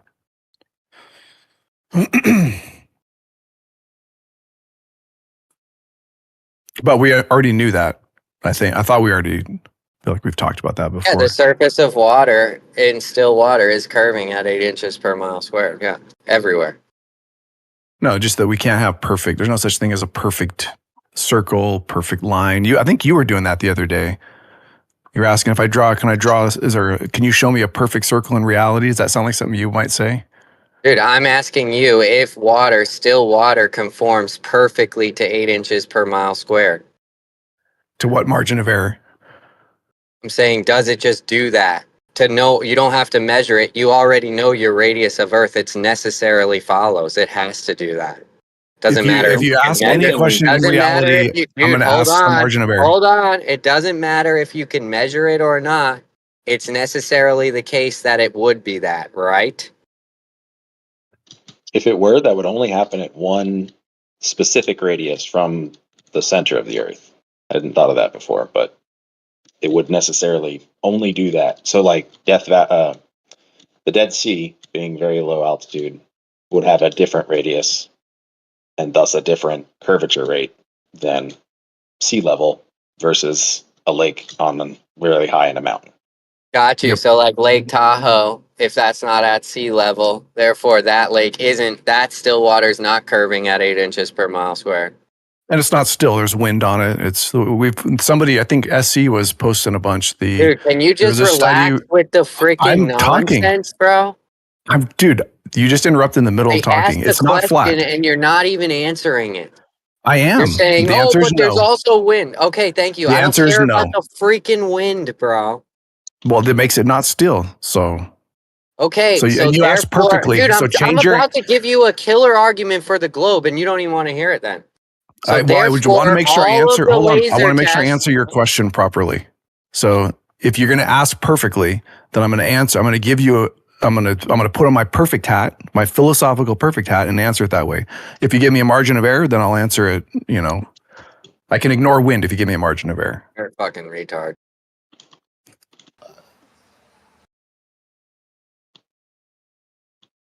Okay, give us that. Give us the sweet globe. I was gonna give it to you. How many times Torah called somebody getting retard? so It's not gracious, really. It could be more getting so gracious, mad. right? Yeah. McLean? I personally don't like it. It would be. He could be like Sometimes I am a Blob fucking called me retard, though. 1% That's retard. true. I would accept that. I just like We're I probably like all I about like to hear 1%. I like to do it every once in a while to see you guys complain, and then I hear like the pizza degen dude come in here and just call you a bunch of assholes and nobody Let's says take it easy. anything. Let's channel the right spirits, ladies and gentlemen. We I like all to love each just other. see how critical you are, because you're like, oh, I expect this person to act a certain way, and therefore when he's not acting that way, I'm going to tell him because I'm on my high horse and I'm so much more righteous than that. That just Wait, feels who's the wrong, pizza bro. guy? Yeah, I you're don't mind. fucking Let's just take it whenever easy. you say that, you just lose. So I don't mind being called names. It's Okay, like winning, cool. instant winning. So yeah, your argument for the globe that you would make at this point is that all of those lakes that they're shooting lasers over aren't at sea level, and then bam, done. Well, a lot of the lakes aren't at sea level. Like Lake Michigan's I never definitely not heard at you sea use level. that argument. Why didn't you ever use that argument? It has a larger radius, therefore we shouldn't be calculating to 8 inches per mile squared. Bull Knight just made the argument. Yeah, I know. And I said that's the argument that you would use against the laser test. Oh, got it. Yeah, that's killer. I'll remember that next time. It's so crazy, dude. This is so nuts. But you can just get your elevation. You can get your elevation and recalculate it. There's a set, like everything's getting pulled towards the center of a ball, yet the ball has never actually been proven. We only went down 7 kilometers or 7 miles deep with the Kola borehole in Russia. So it's like, it's just insane. Like, Well, they proved it. Plumb bobs are diverging. Like, that's insane. Well, I believe plumb bobs are diverging because that's like if you get two people with auto levels away from, and they have them walk away from each other, or keep pointing at each other, both those auto levels are going to start pointing down. That's a very clear sign. That's Pointing exactly down? what you'd expect on a globe.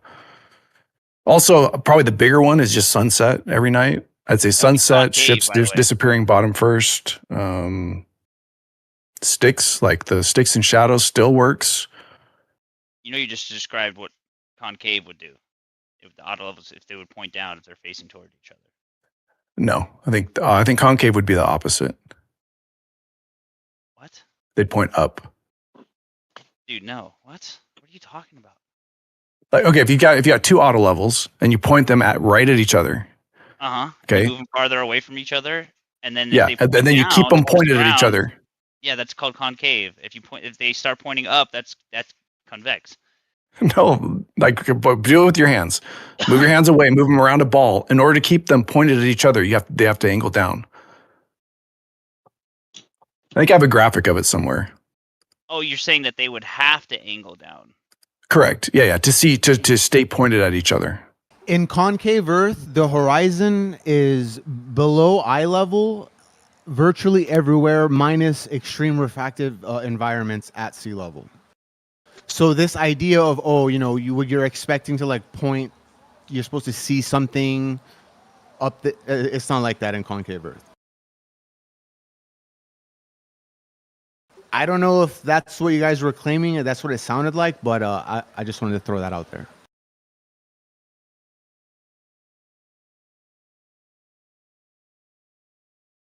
But I mean, no one cares about concave Earth. Why do you guys keep bringing that up?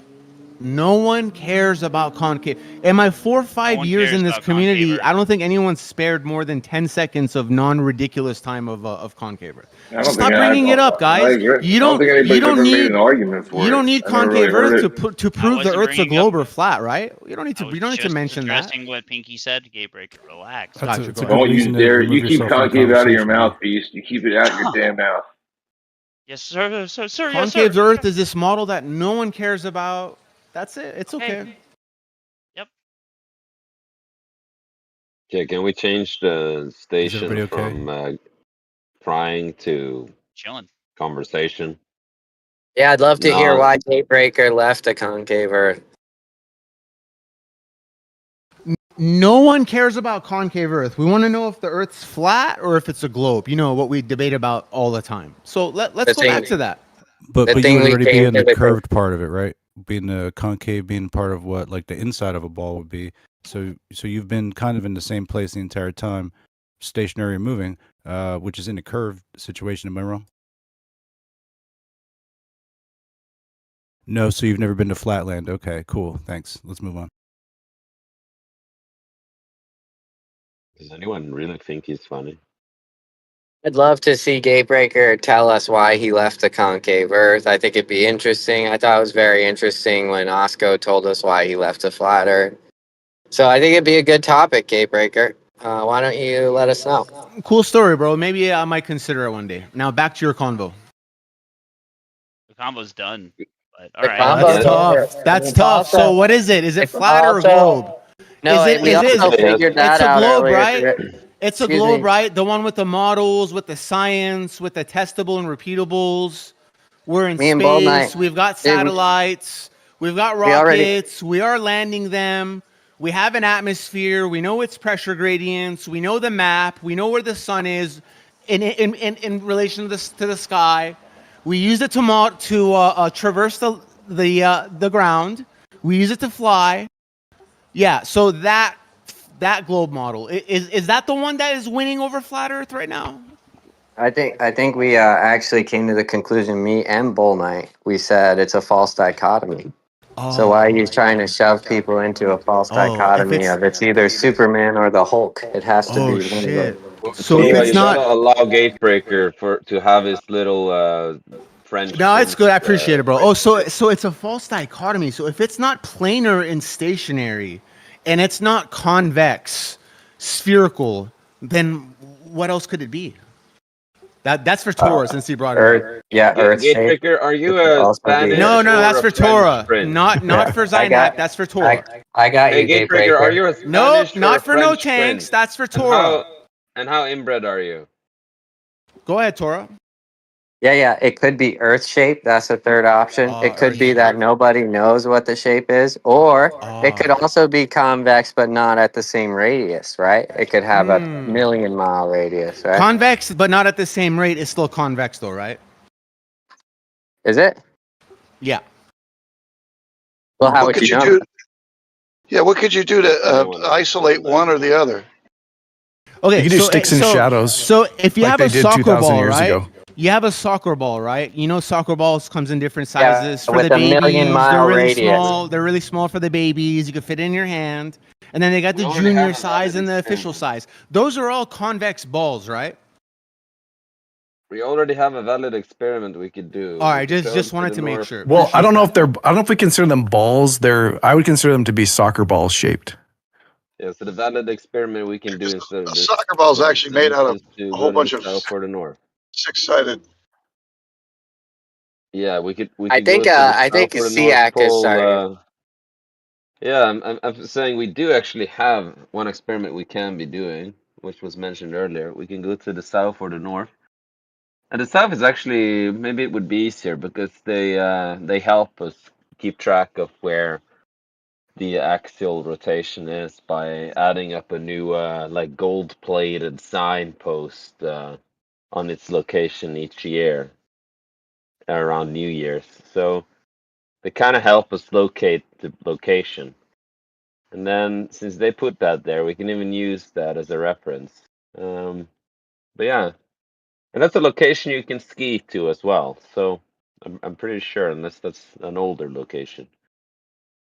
But I think if we had a chopper in this location and did this experiment to see if it rotates in one of the axes or around the axis, then I think we have data. And so you know how the helicopter above the Earth around the equator is stuck in the atmosphere, right? So it also moves with the ground, right? So then at the North Pole, if we took an helicopter up, and we pointed at the sun, because the atmosphere is rotating with the Earth, it would force the helicopter to rotate and stare at the sun the whole time, right?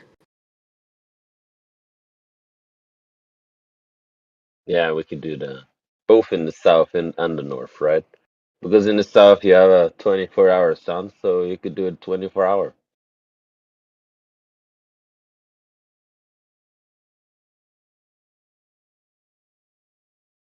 What do you guys think as the Globers? You think it is a good experiment? I think it's a good experiment. Yes, What if you about? could keep the I got helicopter distracted. fuel. I didn't listen to it. Okay. What if? That's how Okay, good it we're was. gonna go. We're gonna go up from the North Pole, right? We're gonna be in a helicopter. We're at the North Pole, and we're gonna take off the ground. And we're gonna go off the ground. I don't know, 100 feet, and then we're gonna point ourselves at the sun, and then we're just gonna try to do nothing, so that way we just stay focused on the sun the whole time, because the atmosphere will spin us, right? How on a helicopter, how do you do nothing? Like, you know how they fly, right? Well, do you understand the concept? I do. I just Okay, think you're the equator, at the equator, if I go up in a helicopter, right? The ground doesn't spin underneath me because the atmosphere, right? I'm being dragged with the atmosphere. Do you agree with that? mm-hmm. Okay, so Yeah, now correct. at the North Pole, you see the difference? In the North Pole, it would have to Uh-huh. spin me around, right? Yeah, my problem is just it's more just the mechanics of flying a helicopter. I think you're The neglecting that part of it. we already He's have assuming a video. perfect helicopter. The mechanics is besides the point and a red herring to the point at hand. No, Right. I mean, if you could, okay, Yeah, it is. if you could not move the helicopter, find some way to make it where it stayed in one place with zero input, then yeah, you could. It's feasible. Well, we do I just have don't a think you could do video that. of it. We do have a video of this already at TFE. They flew a drone up, and in order to watch the sun move, they had to constantly turn the drone. Why is that? I don't know If you because used an they're electronic gyroscope and you zeroed it, you got the helicopter or the drone or whatever, and you zeroed it once it was in position, and then it just flew off of the gyroscope from there on, always trying to stay zero. You would see the Earth move underneath it. So then, you're saying that, yeah, that's the like, I'm opposite of talking what Torah's about predicting. yeah, I'm talking about TFE. Why did they have to turn the drone? Why would they have to turn it? Shouldn't the Well, why would you atmosphere do expect that? it to? Why would you expect it to rotate? Because it's in the atmosphere of the Earth. And If you I think there's flew like one up, do you think there's dude, if like I a, flew hold one up, on, hold do you think on. there's If I like flew a, one up from the equator, do you agree that the ground wouldn't turn underneath it?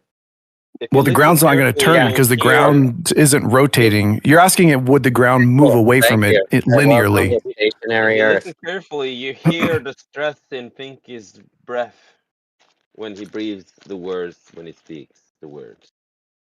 Okay. At the equator, okay, at the equator, if you launch, there's no rotation. It's just a like at that point, it's pretty much just a straight linear motion, right?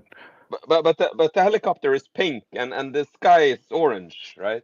Yeah, I know, dude. It's so ridiculous. You can't just address it, dude. The drone, when you fly it up, gets stuck in the atmosphere, right? Therefore, the ground isn't spinning underneath it, right? But the fish is translucent, and I don't know if I have something between my pants. If the wind stayed at zero Wait. speed, Torah. So is the land still going to be in the same area? So let's say you're on a sphere, right? You're on top of a sphere. Even if you move, they weren't at the poles. I mean, first of all, they were not at the poles. So even if you're a little bit away from the pole, the land still goes to the other side of the sphere. So that point where you're at, outside of the pole, that still goes around. So you're not going to be facing the sun. If you're facing a cardinal direction, you'll always be facing that cardinal direction. You're not going to be. Do you understand what I'm trying to say? No, because at the South Pole, there is no such thing as cardinal direction. What are you talking about? It's just But they weren't north at the in South every Pole. direction. They weren't at the South Pole, though. They weren't We're at the pole. talking. That's what we're talking about. We're talking about at the North Pole or at the I mean, you South asked Pole. TFE. You asked about TFE, first of all. I just said, yeah. Why did that guy have to turn the drone? That's what I asked. Right. But the implication of what you're saying, is that the Earth was spinning directly below the drone, and that spinning should have caused the drone to rotate in place in a 360 degree. Correct. You realize that they're not that only everywhere. the only. That's what it does everywhere else on the Earth. Why wouldn't it do it there? Why wouldn't the drone rotate to follow the sun? Yeah, no, it would rotate to follow the atmosphere. Okay, everywhere else on the Earth, when we fly a drone up, the reason the Earth doesn't spin underneath it is because the atmosphere is practically in lockstep with it. So the atmosphere at the poles would be swirling around in a either clockwise or counterclockwise direction.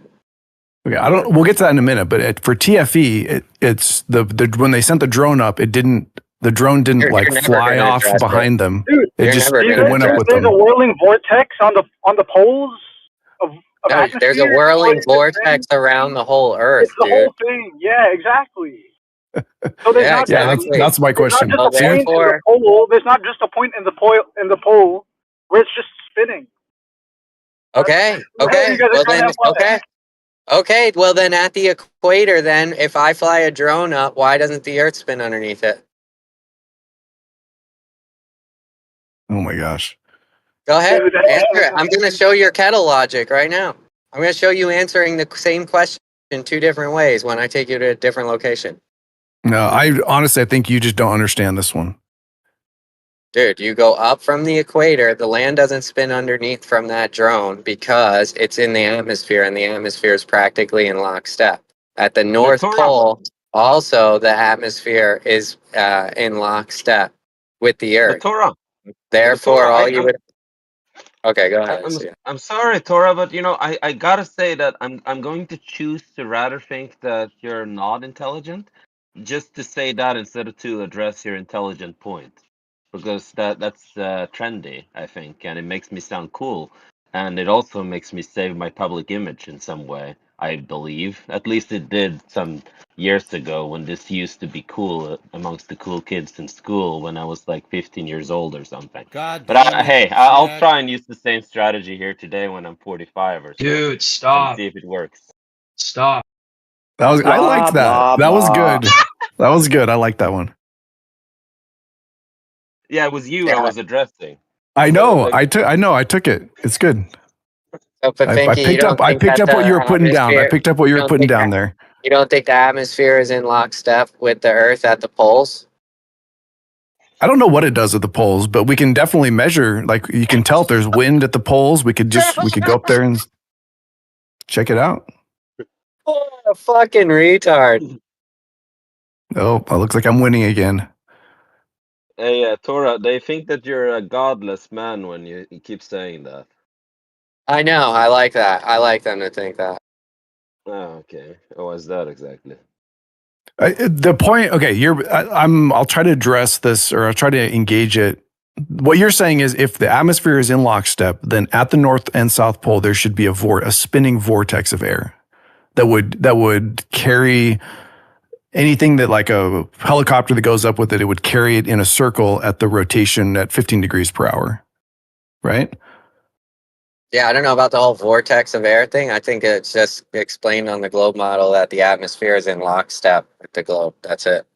Well, a vortex just means it's air rotating at 15 degrees per hour. That's happening everywhere. No, air above me isn't rotating at 15 degrees per hour. And at the equator, it's going in. It would be going in a straight line. Oh, it's going in a straight line. That's curving. That's that's not what lockstep for me and my latitude is. Okay, yeah. So now you're throwing out the idea that the atmosphere is swirling around it's not keeping up with the spin of the Earth. The Earth is not spinning in a circular path No, it's not No, doing any I'm of just that, saying right? it's not like if I launched a helicopter from my house, I would have no expectation that there's a vortex of circling air above my point. I would expect that there'd be a linear, the atmosphere would be following the linear It's not a vortex. movement of the Earth, the Vortex. linear rotation Linear? at You my mean latitude. a curve, not a linear, a curved line.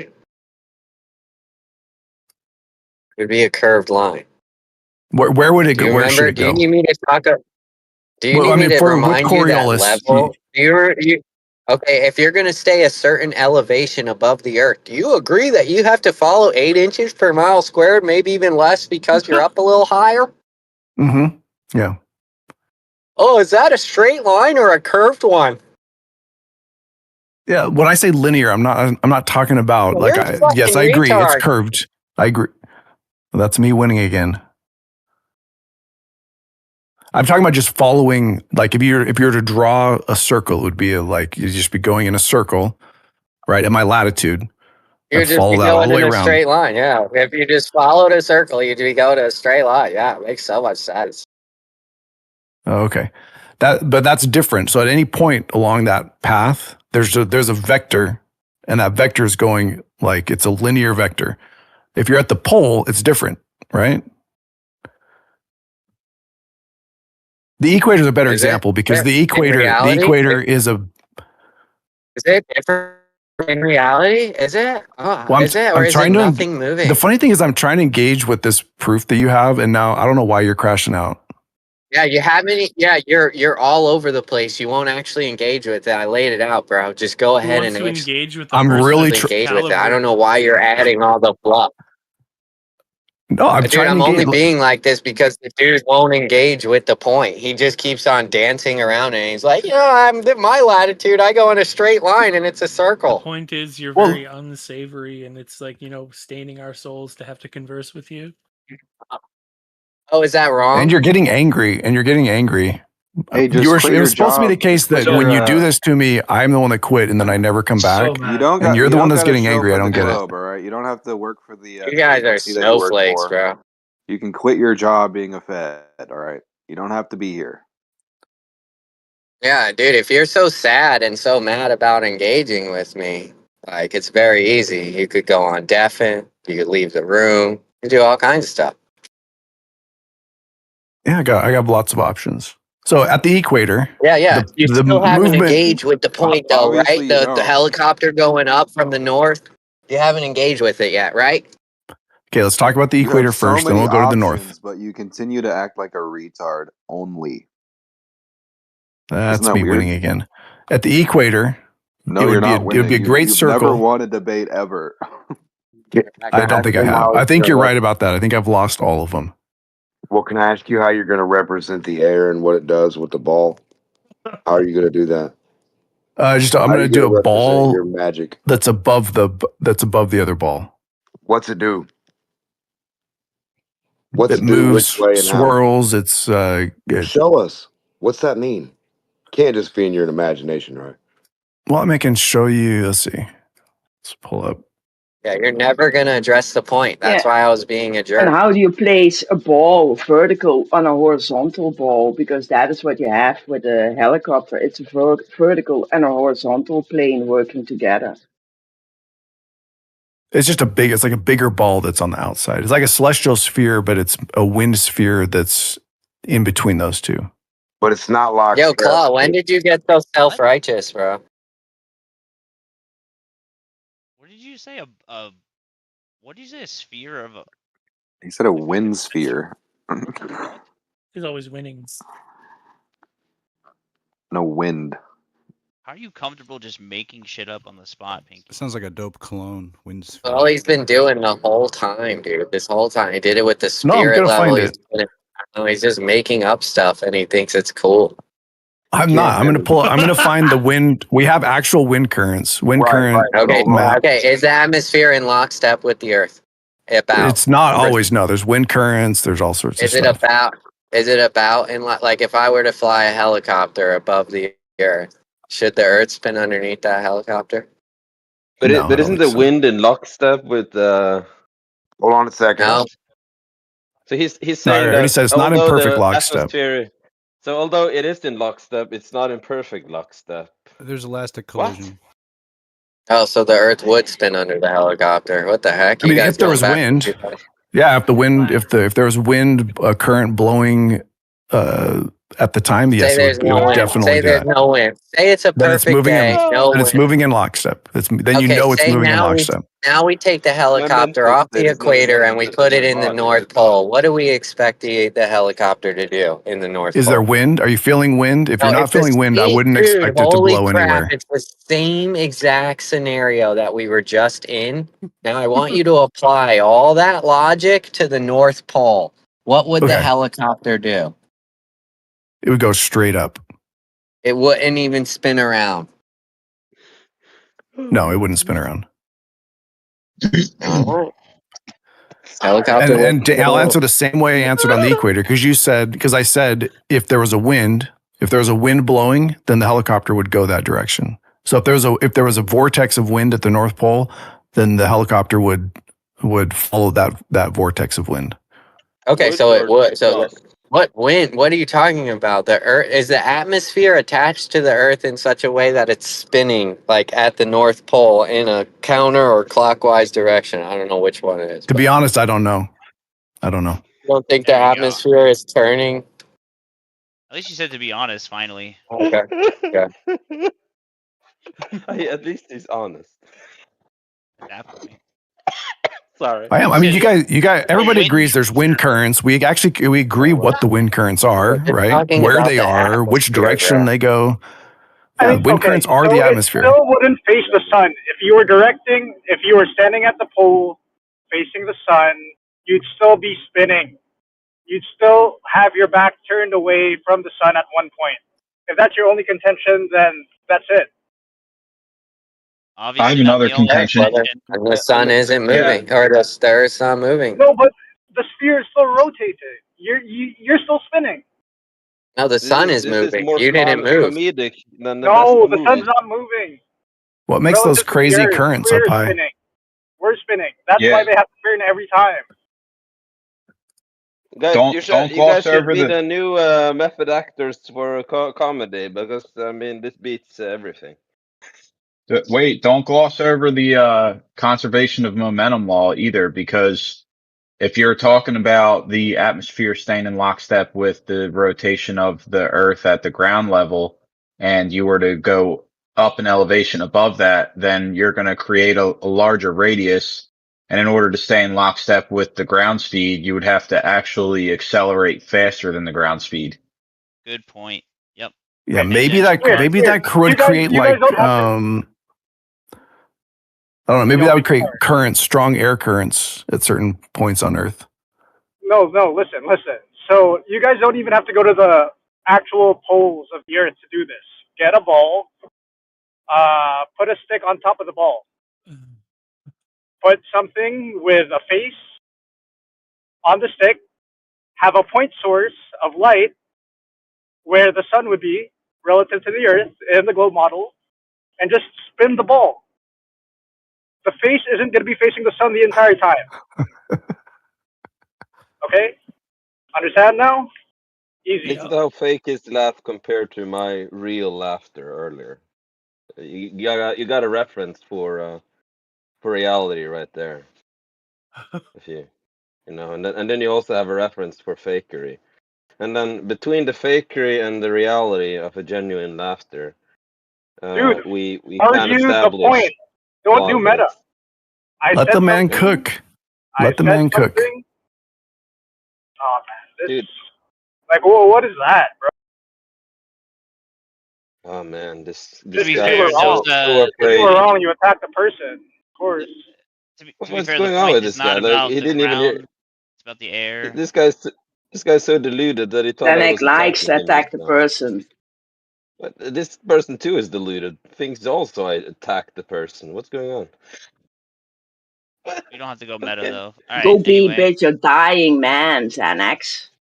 The dying man. I came up from all right. the Come on, guys. grave. You guys, please. So the argument Skip is about it. what is the air doing in tangent with the Earth. the Earth is spinning 15 degrees per hour. Is the air moving in lockstep with that spin, with that rotation? Yes or no? But it's This the is same thing, difficult. right? I'm It's the asking same you thing. yes or no. The It's circle. not sometimes. Hey, are Sometimes you yes, Doza? sometimes no. Sometimes it's wobbly. Sometimes it's geoid. I just Sometimes need to it's know if you agree. No, I mean, like, it's okay, difficult. Doza. It's just stressing right now. No. So Oh, what my explanation or what my example was trying to well, do that's is Okay, I'll ask basically the the tricky. same Aid me question. thing. with your It's a explanation, please. helicopter I'll ask facing the a question. certain direction on top of a sphere. Oh, That's all we needed. If but this if explanation is not good we enough. believe if in the model You gotta give me a better the explanation. helicopter is spinning with the atmosphere at the same rotation as the Earth, it's the same thing. Leave the helicopter This out is of it. not a Let's good just enough talk about the explanation. Earth, No, the no. air, please. Just real quick. No, the helicopter. He made a great point, and it does kind of destroy Torah's helicopter Just argument. answer Pfinky, my let Geo question. go. I'll just say Doza. some things and make it sound like it was Doza, intelligent. kayak. Alright, you know what? Fuck Because it. no I'm one's actually disengaging. addressing it. Fuck this shit. Come I on, don't let know Geo why he's so go. triggered by me today. I don't get it. Beast that Sometimes we dude. have good Mute him. Beast him. conversations, but Listen to how triggered I Pause. am when I laugh. Give him the old beast slap. Zynak, let Yeah, Geo hello. go. He was in the middle of something. Geo, hello.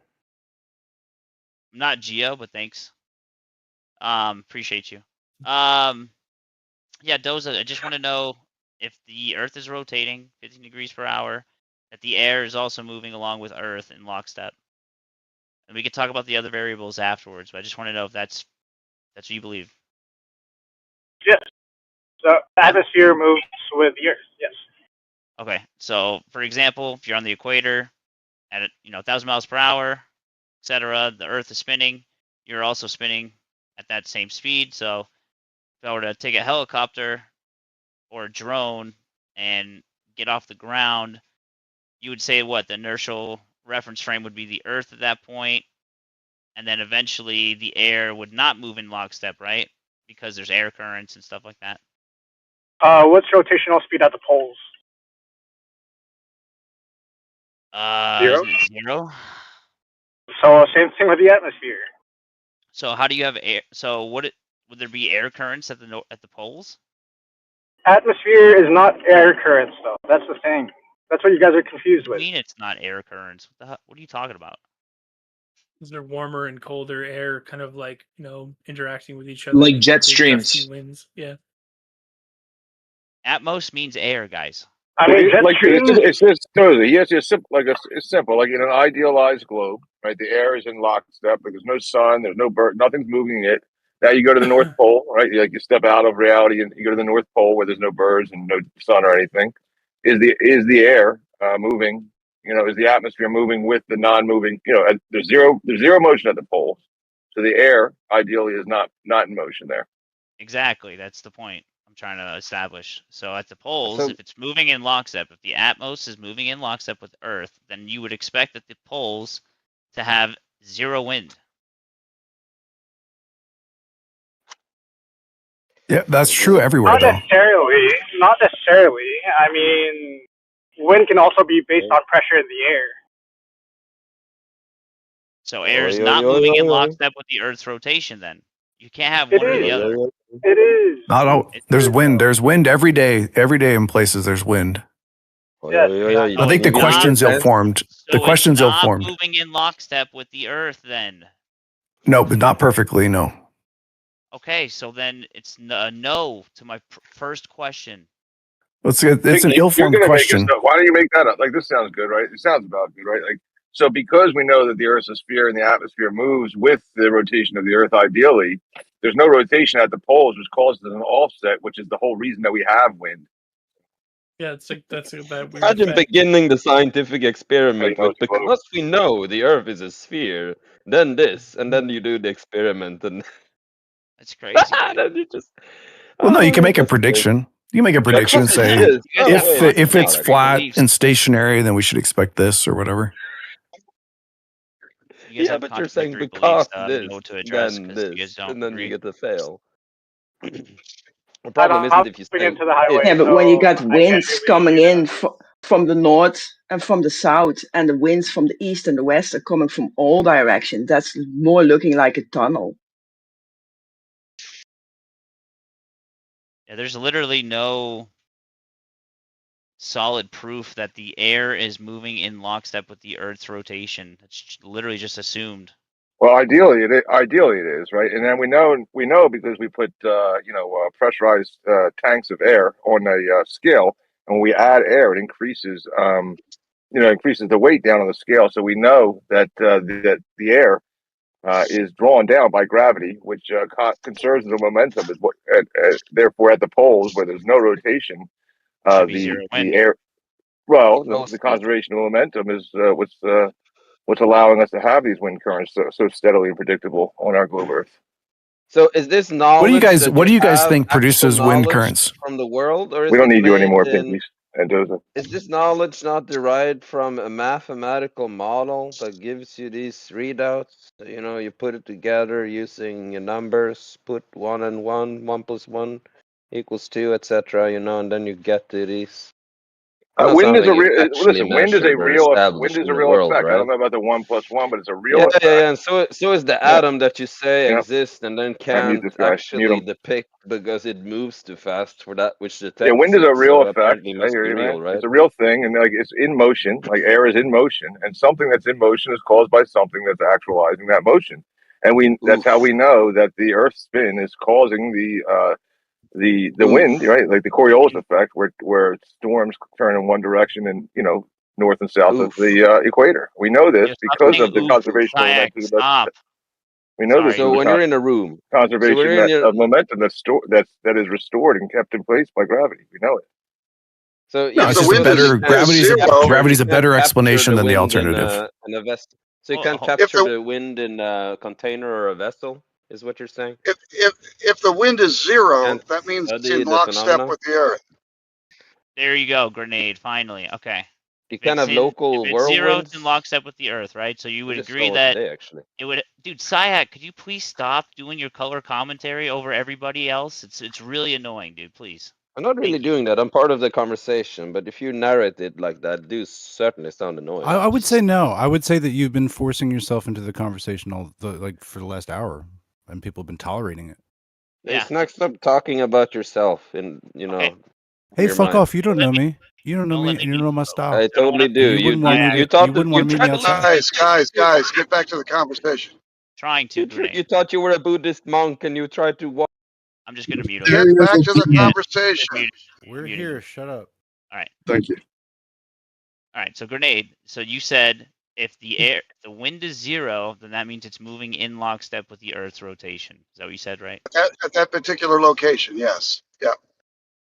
Okay. So in terms of Coriolis, right? Coriolis force, Coriolis effect as well.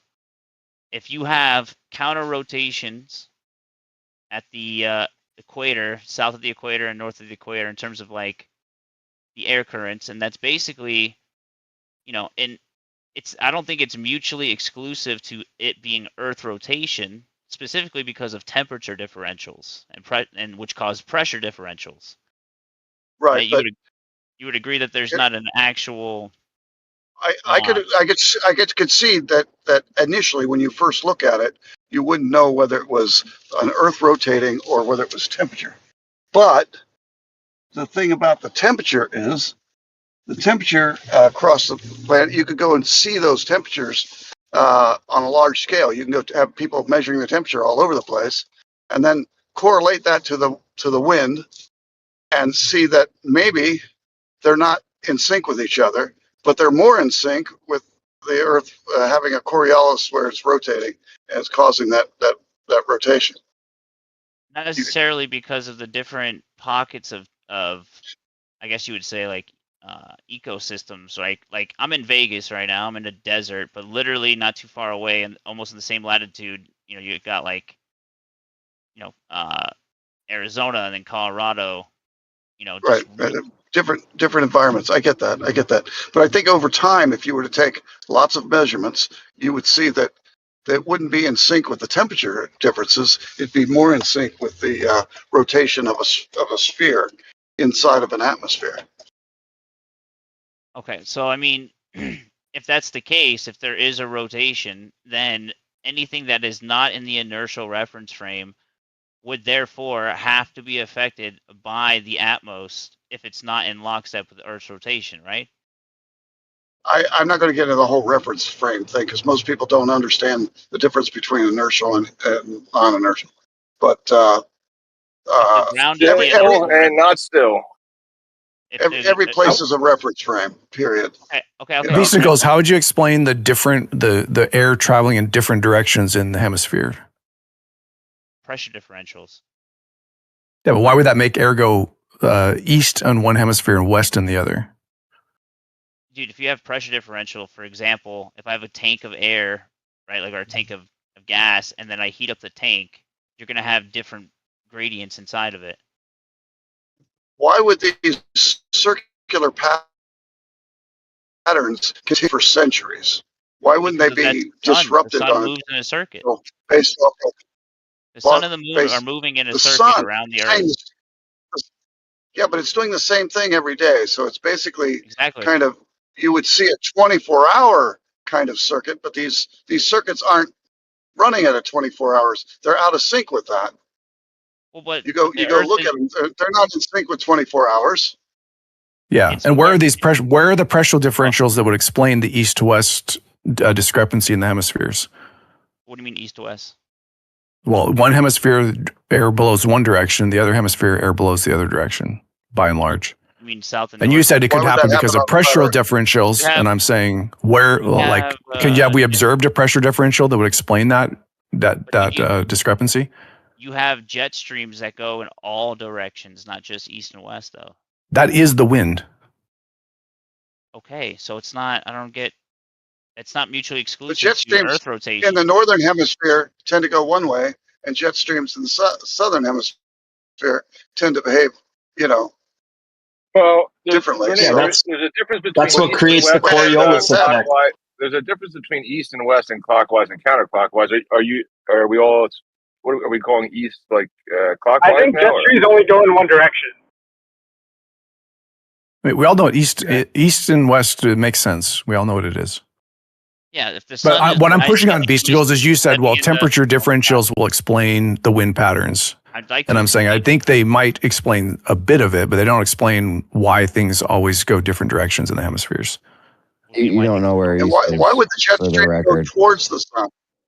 I think Beast was trying to get in, but I mean, And not just pressure changes, I don't but think you know which way.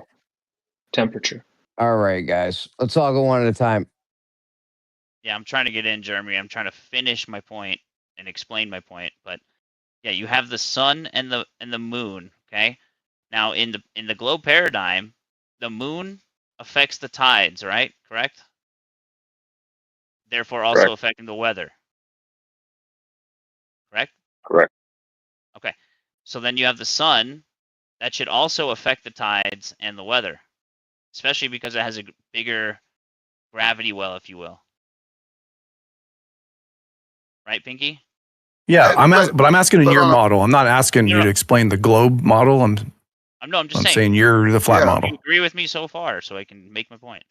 Are you making a claim about gravity, the gravity of the sun? Shit, dude, it's impossible to talk to you, man. No, well, listen, I'm asking you your viewpoint, and you're telling me back my viewpoint. It's a fair critique. I'm saying, does the sun and the moon affect the weather here on Earth? It does. The sun is warm. Typically, where the sun is more, it's warmer. I don't know about the moon, to be honest. I know it affects tides, but I don't know about weather. So the effects that you're talking about that are always occurring could definitely be assumed that it's because of the Earth. I mean, because of the moon and the sun causing pressure differentials every day, especially because they're cyclical, where you have lunar phases, right?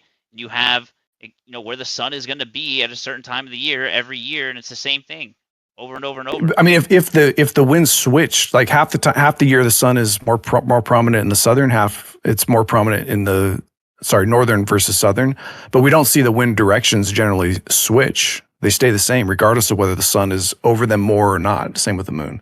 Yeah, because the sun is always moving. Oh, you're breaking up, Torah. Robot. I don't know what he said. He said because the sun, and then that was it. Is moving in the same direction every day. There you go. Yep, exactly. Which would cause the same effects that we're seeing that you guys are attributing it to Earth rotation. Yeah, but why? Like the sun moves in the same direction. I would expect that to affect Earth universally. I wouldn't expect that to create a random, like one hemisphere to go one direction, the other one to go the other direction. It's not. It's not. What do you mean, just one direct? It's okay. If I took a plate, right? If I took a plate like a dinner plate, and I was at a pool, okay, and then I would to push the water on the surface of that pool, it would create two counter vortices, right? One spinning clockwise, one spinning counterclockwise. And guess what? They would actually still be connected in the water. That's why they move in tandem with each other. So if you now do that. Go around your pool with that plate and go from the inside to the outside of the pool consistently and see if the same pattern emerges. I don't think you'll see the same pattern emerge. Yeah, exactly, because you would have it bouncing off the walls of the container, so essentially, if the atmos is contained, right, and you also have these temperature differentials affecting the air, the water cycle, the nitrogen cycle, all of these different dynamic things that occur every day, but the only constant is that the sun rises, in the east and sets in the west, right? And like you have the moon, that's the only thing that's constant. The sun and the moon are the only thing that are constant in terms of what we can observe in terms of like dynamics of the air and temperature, and that would make more sense that it would be affecting things that are contained here in our Earth, in our like terrarium essentially, and it has nothing to do with Earth curve or Earth rotation. Like it makes way more sense that the Earth is still stationary, it's contained, and that it's dynamic and cyclical because it is contained, which is why we even have cycles to begin with.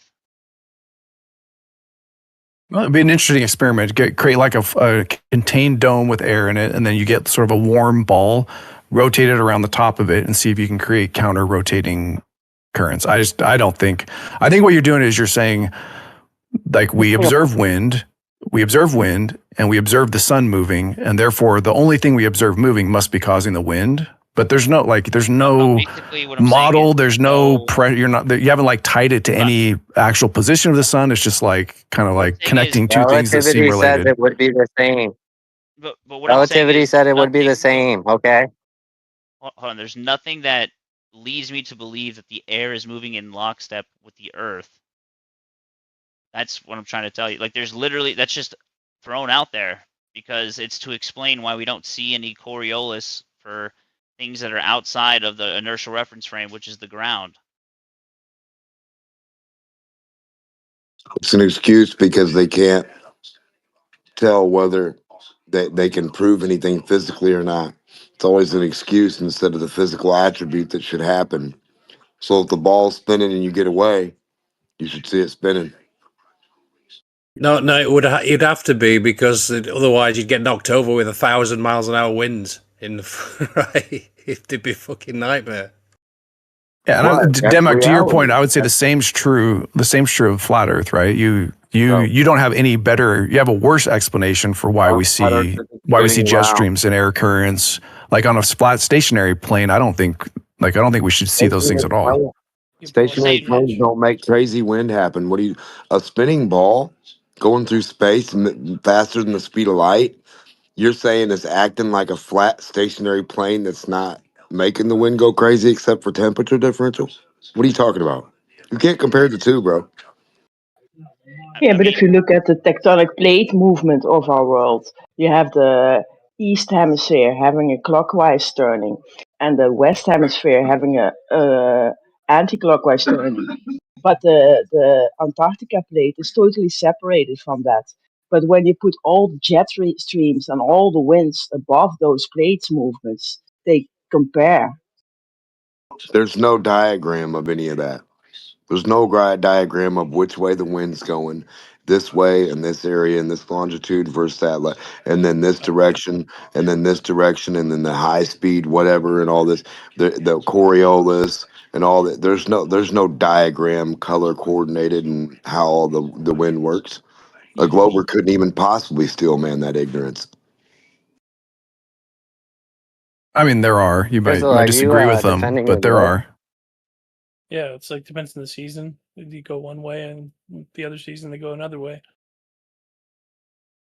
To me, it just makes more sense in my mind that the sun is not as far away as the globe paradigm says it is. It just doesn't make any sense, especially when I can feel the difference in heat just based on a couple of hours in the day. Like you can 100% feel the difference of the sun beaming on your head at like 2 p.m. versus like 4 p.m. And it's like people will say, "Oh, well, that's just the angle of incidence of the sun hitting the atmos, right?" But how can you have these tropical zones right near the equator and also the poles when you have a light source and heat source that is like super far away at scale, right? Like if I was to hold a meatball, right? If I was going to hold a meatball in my hand and then I would have, to scale like a giant heat lamp to try and heat up my meatball, how can I have the poles still be icy on that meatball and then have the middle part be cooked? It doesn't make any sense. No, they will. Like that's a perfect example of how you could see it. You hold the meatball up to your heat source, the other side of it. If you have nothing capturing the heat, the other side of it's going to stay cold, and the top part will get burned. It's not a great example. You could do like broil in your oven to see this. Like the top will get black and the bottom will be uncooked. You have icy poles though, so. But the angle is a big deal. Like you should, like if you could get a something that emits heat, you could test it with the angles and see that the angle of incidence for the energy makes a huge difference. Yeah, even a little. Okay, then at sunrise it would be ridiculously cold. Huh? At sunrise it'd be cold. You feel less heat. You feel less heat. There's less heat at sunrise than there is at midday. What's the reason for that? Angles. The angle of incidence of the light. No, it's not. Again, and you don't know your model. It's possible I don't, but I'm pretty sure on that part I do. It just doesn't. No, Pfinky, you're confusing like the area that's lit and the angle.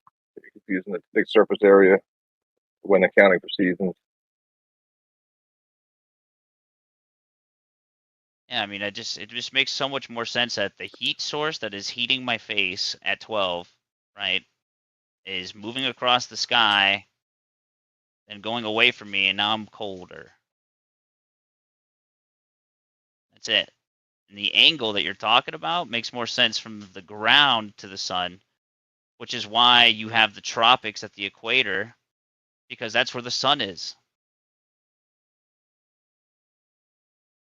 It's moving along the equator, and then it deviates between 23.4 and 20, degrees north and south, depending on the equinoxes. It has nothing to do with a tilt. It's just where the sun is.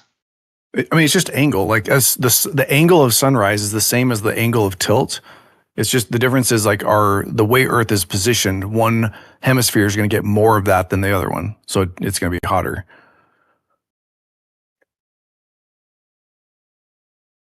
Yeah, it's not the reason why things get cold at night isn't because the sun goes far away. Earth is losing more heat into space. Yeah, it's called infrared radiation. Yeah, I'm just saying, on top of that, you also have to incorporate all the other movements that are claimed. So, I mean, there's a lot of other movements that are claimed that are just ridiculous. 67,000 miles per hour around the sun, 1,000 miles per hour at the equator. You know what I mean? And then you also have the sun going towards the black hole in the Milky Way at like 600,000 miles per hour.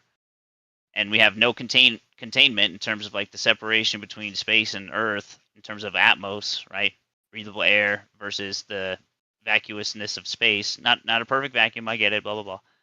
But like you have no separation, and then yet at the very same time you also have the cycles, like the nitrogen cycle, the water cycle, and you have this cyclical nature that is our reality. And I'm supposed to believe that we're doing all of these other movements just because. No, dude, you don't listen. You're not. You know what? We're supposed to figure out a way to get through to the Globers. The guys that's not happening. It's obviously not happening, and we haven't. It's our own insufficiency that we can't get through I to them. know, dude. I know. It It's sucks, so. though.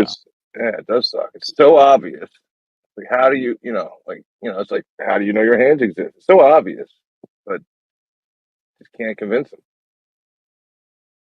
Well, hopefully someday somebody will invent something where we can measure absolute velocity, and then we will know for sure. But until then, all we feel is acceleration, so it's not possible to tell for sure. Absolute velocity? What do you mean? Absolute velocity, like a tool that you can use to say, how fast am I going right now? Yeah, they have that. It's called a speedometer. No, well, can you put that up in an airplane? Does it work? Yeah. Are you sure? Yes. How does it work? How does a plane on a plane? How can you tell absolutely how fast you're going? The wind hits this little thing, and it's like you get the surface pressure of the wind on the little thing. Yeah, it's that's your airspeed. You can get your airspeed. You can get your speed relative to the air, but is that not okay? No, like if you're in a jet stream, you're not getting your absolute velocity, right? Absolute compared to what? Exactly. Oh, so you mean the ultimate reference frame called Earth? No, I mean you could measure. You wouldn't know how fast you're going in a plane unless you know what your zero is, and the zero is always going to be Earth. Therefore, it's stationary. Well, how fast? How can a plane determine how fast it's going relative to Earth? Because the Earth's not moving and the plane is. Yeah, but how can the plane tell how fast it's going relative to Earth? Latitude and longitude. Okay, take GPS out of it. Without GPS. Okay, Jesus. All right, well, okay, you look out the window. I don't know. Yeah, my point is, like, you can't, like, GPS gave that where planes could track their ground speed, but before that, the planes have no way of knowing how fast they're going. That's not true.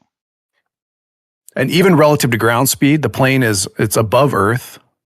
Dude, celestial navigation. Well, I guess that doesn't matter for you guys, use it in planes, bro. There's literally a certain old planes where they have a spot where you can see out the porthole to measure your angles to stars. Yeah, but okay, so you can say measure relative to Earth. I agree. Actually, I'll grant you that, but that's not absolute. That's not. It's only you've only done that by just saying Earth is the thing we're going to measure from. It's still relative velocity. Is the only thing that is absolute in terms of what we can reference to make any measurements from. You can't measure anything else unless you're in the absolute lab frame, which is the Earth. I say absolute lab frame because literally every single measurement, every single experiment, every single thing we've ever done ever in the quest for knowledge and the quest for science has been here on Earth. Yeah, but you just said, like, stars are as useful for calculating that as the Earth is. What? The stars, like you could say stars are the like movement against the background of stars or whatever. I don't see that as being any better than Earth. It's as consistent and reliable. Dude, Earth is not moving. The stars are. Therefore, if I know where the stars are, I can see how far I have moved along the Earth. Well, maybe the stars are fixed and Earth is moving. My point's just like you can't. There's no way to measure. You don't even believe that. You don't even believe the stars are fixed. You think they're all moving. Yeah, I agree. I do believe that. Then why would you say, or maybe the stars are fixed? I don't know. The same reason you guys say the sun's gravity affects weather. That's a two-quoque fallacy. It is. I asked you a question, agree. sir. Can you at least freaking answer it? Yes. If you answer the same question, I'll answer it. But okay. I'll answer it first. Will you answer it if I answer it first? To play devil's advocate. Pfinky, listen, I'm just trying to keep it simple, right? I'm not good with logical syllogisms and all that jazz. It's fascinating. I love it. I love seeing arguments be presented that way because it's like, damn, that was a slam dunk. Ooh, you're done. You know, that's fun. But at the very same time, it's like, dude, you can't. I don't want you to be in a deception. Like this globe model is a complete deception. A flat Earth's a complete deception. I don't want you to be in it either. I'm not necessarily a flat earther because I don't know what the entirety of Earth is. If I'm being honest. I've never measured it myself. I don't know what Earth could be. I know what it's not based off of what I do know, which is Earth's not moving, and everything in physics points to, you know, Earth being the only thing that's not moving actually. And the stars and the sun and the moon and everything around us is literally just going around Earth. Like, I have to believe that the sun is a million times bigger than Earth, yet it looks like a circle in the sky above me. You have to get me to believe that the sun is a million times bigger than the Earth. Do you understand how crazy that is? No, it's easy. I mean, you can say God made a huge sun and he just put it further away so it would look whatever size he wanted it to look from Earth. Like that part, I don't understand why that part's so tribal. Like things can't be far away. Like there's a limit to how far away something could be from us. The sun sets behind the horizon of Earth, right? Mm-hmm. In terms of like how you look at the sun, and then you see it's obviously not bigger than Earth. Wait, that, I mean, like, I can hold my thumb up in front of my eye and block out everything I can see. It's the problem is, or not the problem, but there's no reason why something the size of Earth couldn't block out something the size of the sun, given the distances and sizes. Oh, cool. So a play. 2-foot wave could block the bottom of a ship. It depends on where the eye level is. Yes, it could. It could block the whole ship depending on where it is. Okay. But if your eye level's above that wave, the most it can block is 2 feet. So if you're being honest with yourself, the only things that we can know are from our own local vicinity, our own perspective, our own observational data, essentially.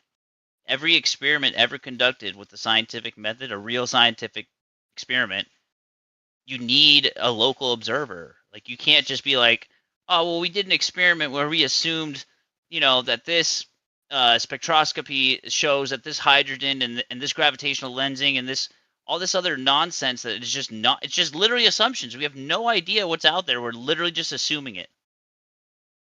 There's no way to actually tangibly chew on anything that has been talked about in terms of like what the stars are, what the planets are, where are we in the cosmos. That there's nothing to actually chew on in terms of science. It's all pseudoscience. There's no experiment that you can point to that tells me that Mars looks like what it looks like. There's nothing. You literally look at Mars through a telescope, and it's a red circle. Oh yeah, it looks like a red sphere. Yeah. Sure. I mean, Mars is different because we sent a rover to Mars, so we can see we know what the surface looks like on Mars. And I just have faith. Same way I know that Australia exists and South Africa exists and other places exist. Yeah, I mean, if like believing that other continents exist is religion, then yeah, it's religion. No, you believe that we quote unquote sent a rover to Mars. That's a total faith. That's faith based. That has nothing to do with science. I mean, I'd say the same thing about China. I have faith that China exists. Never been there. I have no problem. I didn't go to Mars. I didn't fly in the spaceship there. Pfinky, saying Mars looks like a sphere from a telescope is scratching it a bit, isn't it? I mean, you can't tell that it's a 3-dimensional or not. You can only see a circle. Yeah, you can't tell, dude. There's no way you can tell. And Beast, I'm sorry for confusing your voice. I do it all the time when I don't even mention it. I just have to look at who's talking because you and Geo sound just alike, and you're both well articulated. Wow, I sound like Geo? That's crazy. Geo, you have to change your picture to a frog now. Like It's been you could decided. be like maybe his like younger brother, maybe, but like a lot younger. No, their voices are very similar to me. Really, some people They're, can't they're hear nothing voices. like each other. I'm No, I know I can personality agree. wise. So I Yeah, posted they a. don't sound anything like each Yeah, I To agree me, with if they that. talk for a while, I can tell who's who. But if it's a quick couple sentences or something, I can't tell which one's which. All right, I used to have trouble with Geo and I posted a Travis. satellite in. Oh wait, who? Geo and who? But Pfinky, he the doesn't other come around here anymore. But he used to like do a lot of the P900 stuff. Travis was his name. I forget what his other handle was. Oh, I've seen him in text chat. I don't think I've ever heard him in voice. There's another talking about Travis. Flat Earth Data. No, not definitely no. Mm-mm. Oh no, it's Trevor or whatever. What's it said it best though? I think what Beast was trying to get to, Finky, is that falsification's independent of replacement. So if there's all these things that are falsified about the globe, it doesn't matter whether you know if you want to establish a shape, it doesn't matter whether you know for sure what that shape is or what the whole entirety of the earth is. If the globe is falsified multiple times to Sunday, it's just false. It is what it is. And then we can have fun. We can have fun figuring out things from there. Yeah, and I think it truly is a detriment to some of the world's smartest people, right? I think it's an actual trap because you have these geniuses essentially, and I say genius in a very charitable way, who have been studying astrophysics their entire lives, right? Looking through a telescope, hoping for the day that they get to escape this place, right? For 20 years, they spend their entire time in a career that literally profits them and anybody else around them nothing. That's horrible. Imagine if we had the smartest Yeah. people in the world working on actual, real, tangible problems that we have here on Earth in the world. I mean, like the number of people that do this space stuff it's tiny compared to everything else. My take would be the globe hasn't been falsified. The best is like saying you have to believe that or take that on faith, or like you can sort of hedge up a like, well, you can't prove this like ultimately sort of defense, but I don't think it's been falsified. And to me, it's just the best is by like not even close. It's the best explanation for what we do see on Earth. Like flat Earth doesn't even come close to explaining the phenomena that we see on Earth. Yeah, but you're looking for an explanation rather than examining the things that have already been explained to you. I don't know what that means. It means you were presented a worldview like we all were, right? And you're waiting for another worldview to replace that one, which is not the way you should go about it. You should abandon everything that you've been taught in terms of what you take for granted and go back at it with a critical eye and start from the fundamentals, right? From the first principles. Why do we think that gravity is a thing? Why do we think that No, we're the on a ball to fundamentals, begin like with? When you look I at would go. Eratosthenes, it's crazy, dude. To actually No, think that okay, that was let's a take real thing. Eratosthenes. No, let's go back to Eratosthenes. Let's say Yeah. his principle, if you take three sticks, at least three sticks and shadows, you could make a prediction like, okay, if Earth is flat, this is the way this is the way the shadow. What's that? There's two things though that he pre-assumed when making the calculation. Well, I don't care what he assumed. I'm just saying based on what he did. What do we do? Then what are we doing here then? What are you talking about? No, because it doesn't like he made an assumption, but you could make the assumption. You can make the assumption that Earth is flat, and then you can make a prediction about the way shadows should appear. Yeah, but he did two assumptions, dude. He assumed that light travels to Earth parallel, okay, in straight lines. That's the first assumption. The second assumption is that he's on a ball, that he's on a globe, that he's on a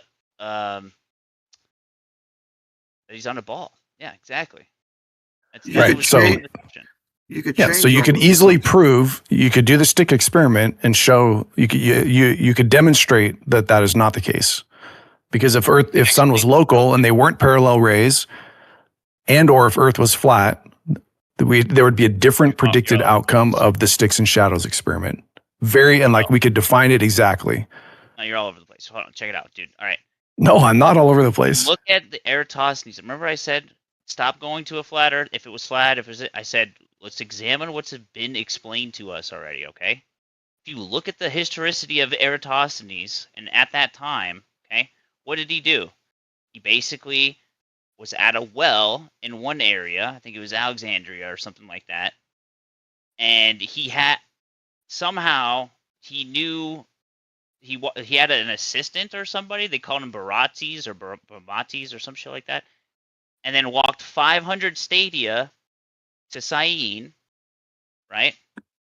And then in Syene, somehow or another, I guess they used fucking smoke signals. I don't know how they communicated with each other at the time, at the same exact time. He saw the shadow in his well to be 7.2 degrees off of 12 noon shown in Alexandria. And then that's all he did. He just did a calculation. Just 7.2 times 500. That's how we got it. That's how we got our circumference of the Earth. That's it. And it was just calculated and assumed, never actually measured, never actually tested or verified. That's the story that we're presented, dude. Okay, I just posted a picture at 2:14. These are the two models in question. Communicate with each other, bro. Seriously. These are I don't even care about the historicity. I think the idea of the sticks and shadows, they're mutually exclusive, right? You can't have not mutually exclusive. They absolutely are. And I'll show you right now. I posted at 2:14 a graphic. This shows it shows A1 angle, like the 4 angles, and it shows them for over a flat surface versus the assumptions that Eratosthenes made, right? Do you see it? Yeah. Okay. A1, A2, A3, A4, those are not the same angle. That's not going to create the same angle in both models. They're going to be different. Okay. So we could do the measurement, not make zero assumptions, and just take sticks and shadows at the exact same time, measure the angles, and then we could come back and say which one matches, like which of these two models matches better. Yeah, but you're not isolating sunlight versus daylight. So, you got a little bit of an issue there. And then another quick fun fact about Eratosthenes. No, I don't think so. Hold on. This is the thing. You guys love to run away from this. Hold on. Eratosthenes is also responsible for burning down the Library of Alexandria. So if you guys want to dig into that. And it's mutually exclusive. Tell me how they communicated with each other at the same time. I don't care. Because the history of it doesn't matter. I'm only interested. I can't go back and verify what they did. I can just take the principle and I could apply it in my current reality and make a determination whether one of these models fits reality better. Okay. Right. Remember a minute ago you said throw away everything you know. So I'm going to throw away globe. I'm going to throw away globe. I'm going to throw away parallel sun rays. And I'm just going to say, we'll just do sticks and shadows and test it out. Yeah, we heard you. I have a question for you. In your reality, don't you see that the sun rays are not parallel, though? Do you not see how that's problematic? That, like, when you look at sun rays through, say, clouds or whatever, they're not parallel. Well, yeah, but that could be explained through perspective easily. It's explained either way. So, exactly. So, if it's not what you experience, because you said we're basing it on what I can experience. Like, you go out and do this with these sticks and shadows, you see that those rays go in different, they're not parallel, but you're being told that they are. Well, I'm just saying, whatever way the rays go in, they make a shadow. Sure. A real clear, they make a very, very clear shadow, and I can measure that shadow. Cool. Okay. And you can also see the rays in the sky. I don't get, dude, it's so crazy. Yeah. You actually accept this. Yeah, dude. I'm not accepting anything. I'm proposing an experiment.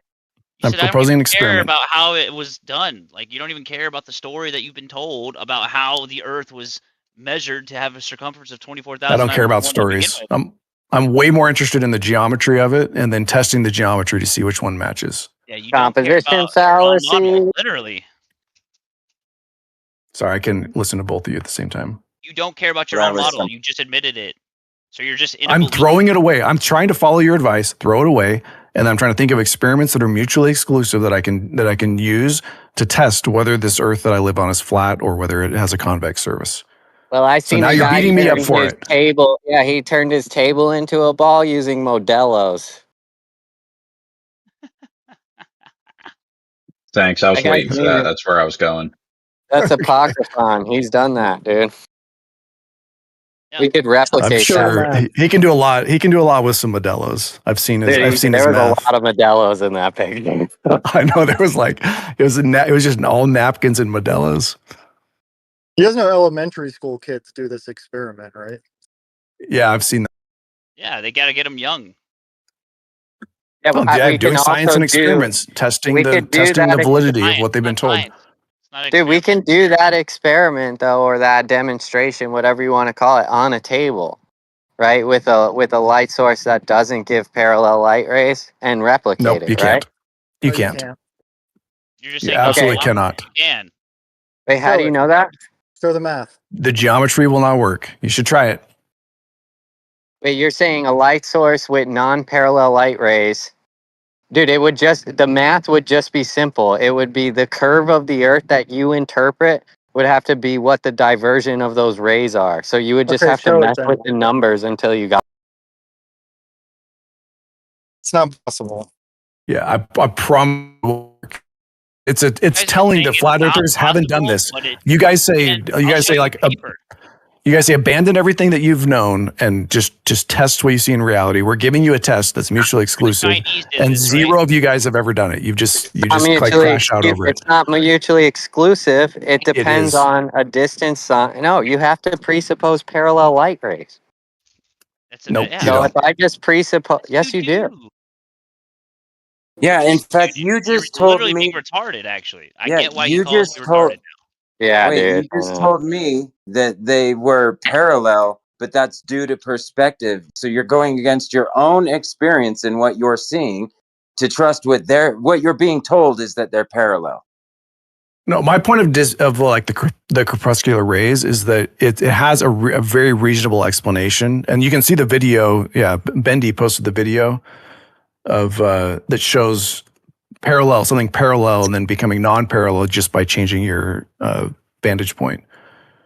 So I'm looking for something that's not just like, oh, I saw the rays coming through the clouds, therefore I know this is true. I'm looking for something that's Goes against your argument. Yeah, dude, like that is so ridiculous. I don't think it does.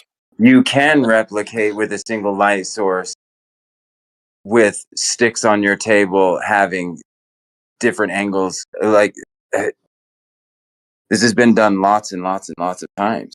Even the Chinese, bro. The Chinese did it, but it was like in what was it, 1200 years, something 1200 something. I'll pull up the paper, but they replicated Eratosthenes' quote unquote demonstration, but they assumed a flat Earth instead, and they did it. Have you ever tried it? Just on Earth. On Earth, get 3 flat Earth buddies, do the stick shadow thing. Have you tried it? But to establish what time it is, I mean, we've all done it in school. I mean, yeah, you have a sundial. You can make a sundial, but that's so what? Yeah. No, it's not a sundial. That's not the proof. Like I swear you guys don't understand why this is a proof for the globe versus flat. Because we can replicate it on and a yet flat you're calling me surface. retarded. You can't though. You're saying you can, but you can't. You can't replicate it on a flat table. The geometry there's doesn't work. There's Show it miles then. of footage of it, videos of it. Look, there's a Post it. picture right there. That That table's a picture ball. doesn't have measurements on it. That table's a ball. Look, it's there. See the difference in the angles in terms of the shadow? Yeah, there's Okay, differences in the angle. Beasticles, Steelman, what I'm saying. Why am I saying that one is mutually exclusive?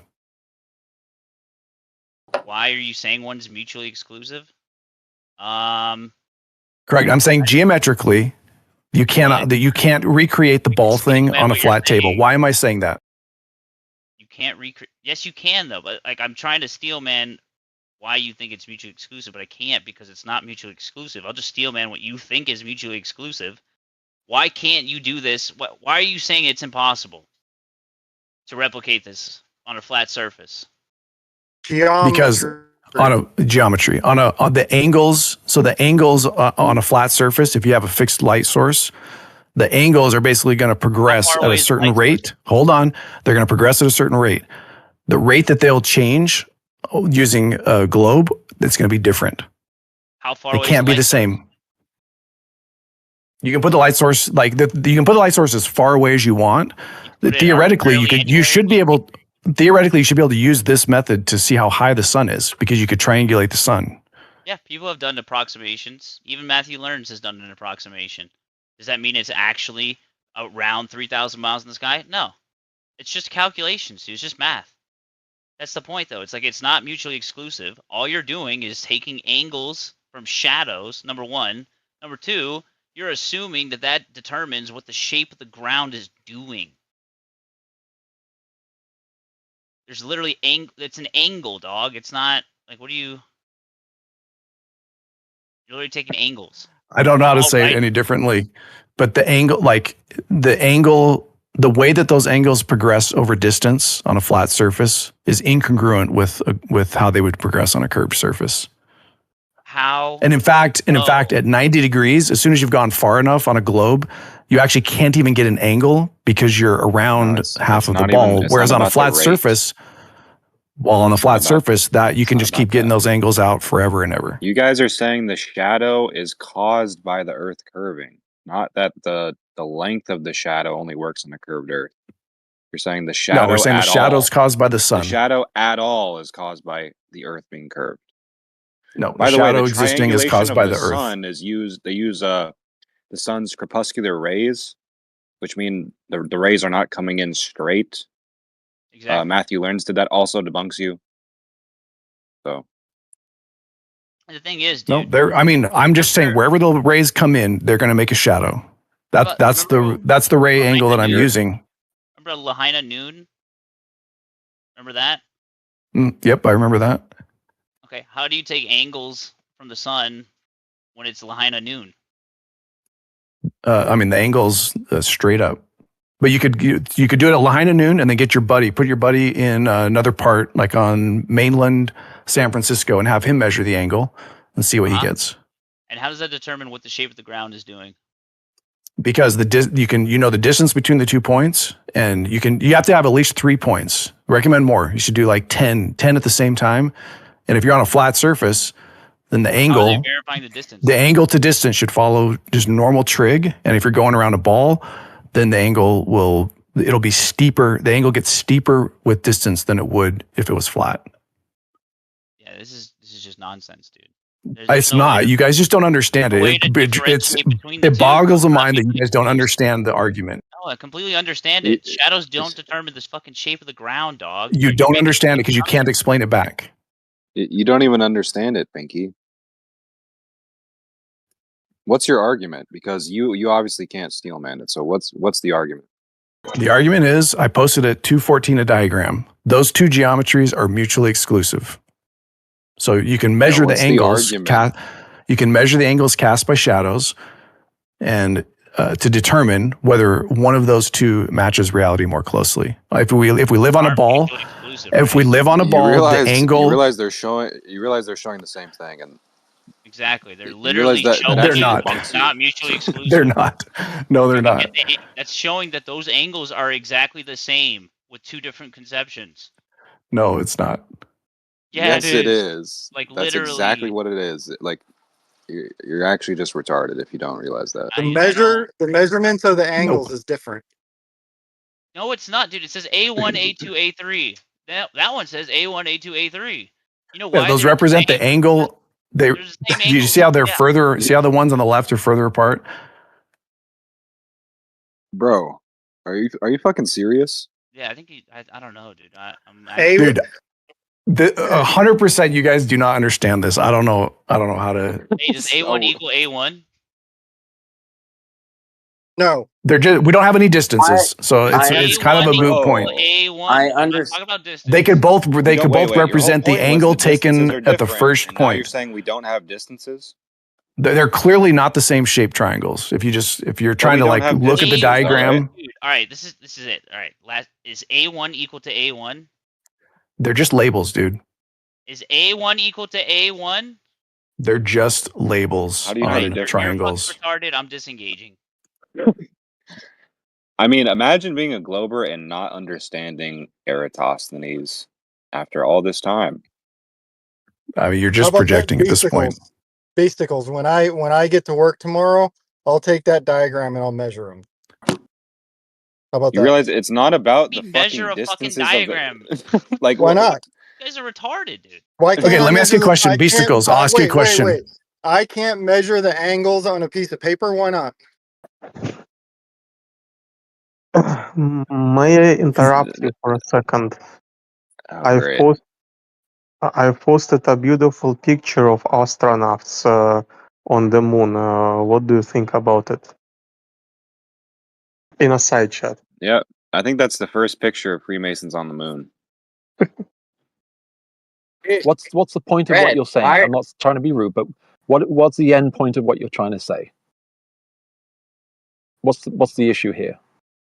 Yeah, Cole, do you agree sea level is curving? Like the sea is curving at 8 inches per month? Okay, there you go. That's your level curving right there. Yeah, but Well, when you get it's so called close equal.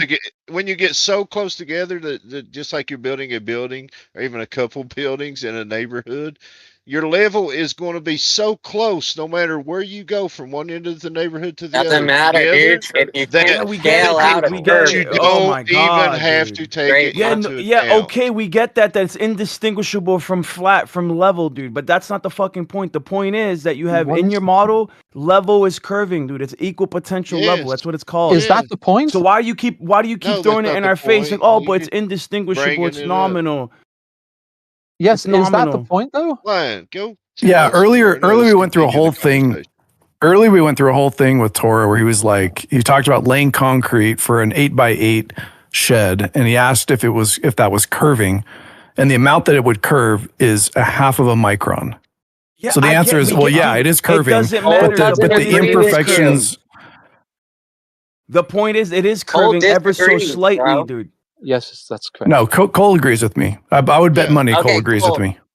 Let me There we go. explain it real quick for you, Cole. You can't take a curve and then therefore make it a straight line. Okay, if you scale the curve down really small, it doesn't ever become a straight line. So every time you use a spirit level, the spirit level itself is curved. I'm not saying that you can. I'm saying that, like, just like he said, when you're talking on the orders of magnitude that are so small that you can't even see them, they don't matter. Yeah, you Yeah, change the your bumps in tune your from last concrete are going night. to be that's the not bumps in your concrete will be dog. Yeah, 50 times bigger. natural deviations will be Okay, far Cole, but greater that's not than a rebuttal. anything Cole, that's not a rebuttal though. Get over it. Last night, Cole was telling me that we actually dig out the earth and make it perfectly flat between the 2 points on the water level. He's changed his tune. We do. And honestly, bro, We like flatten we have to. Is that what we do for You can't actually demonstrate plumb bobs They told me, diverging apparently, from in the yo. Can you hear me talking?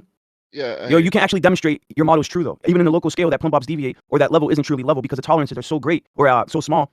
You're talking about the what is it? What do you say? Micron, milliarc seconds.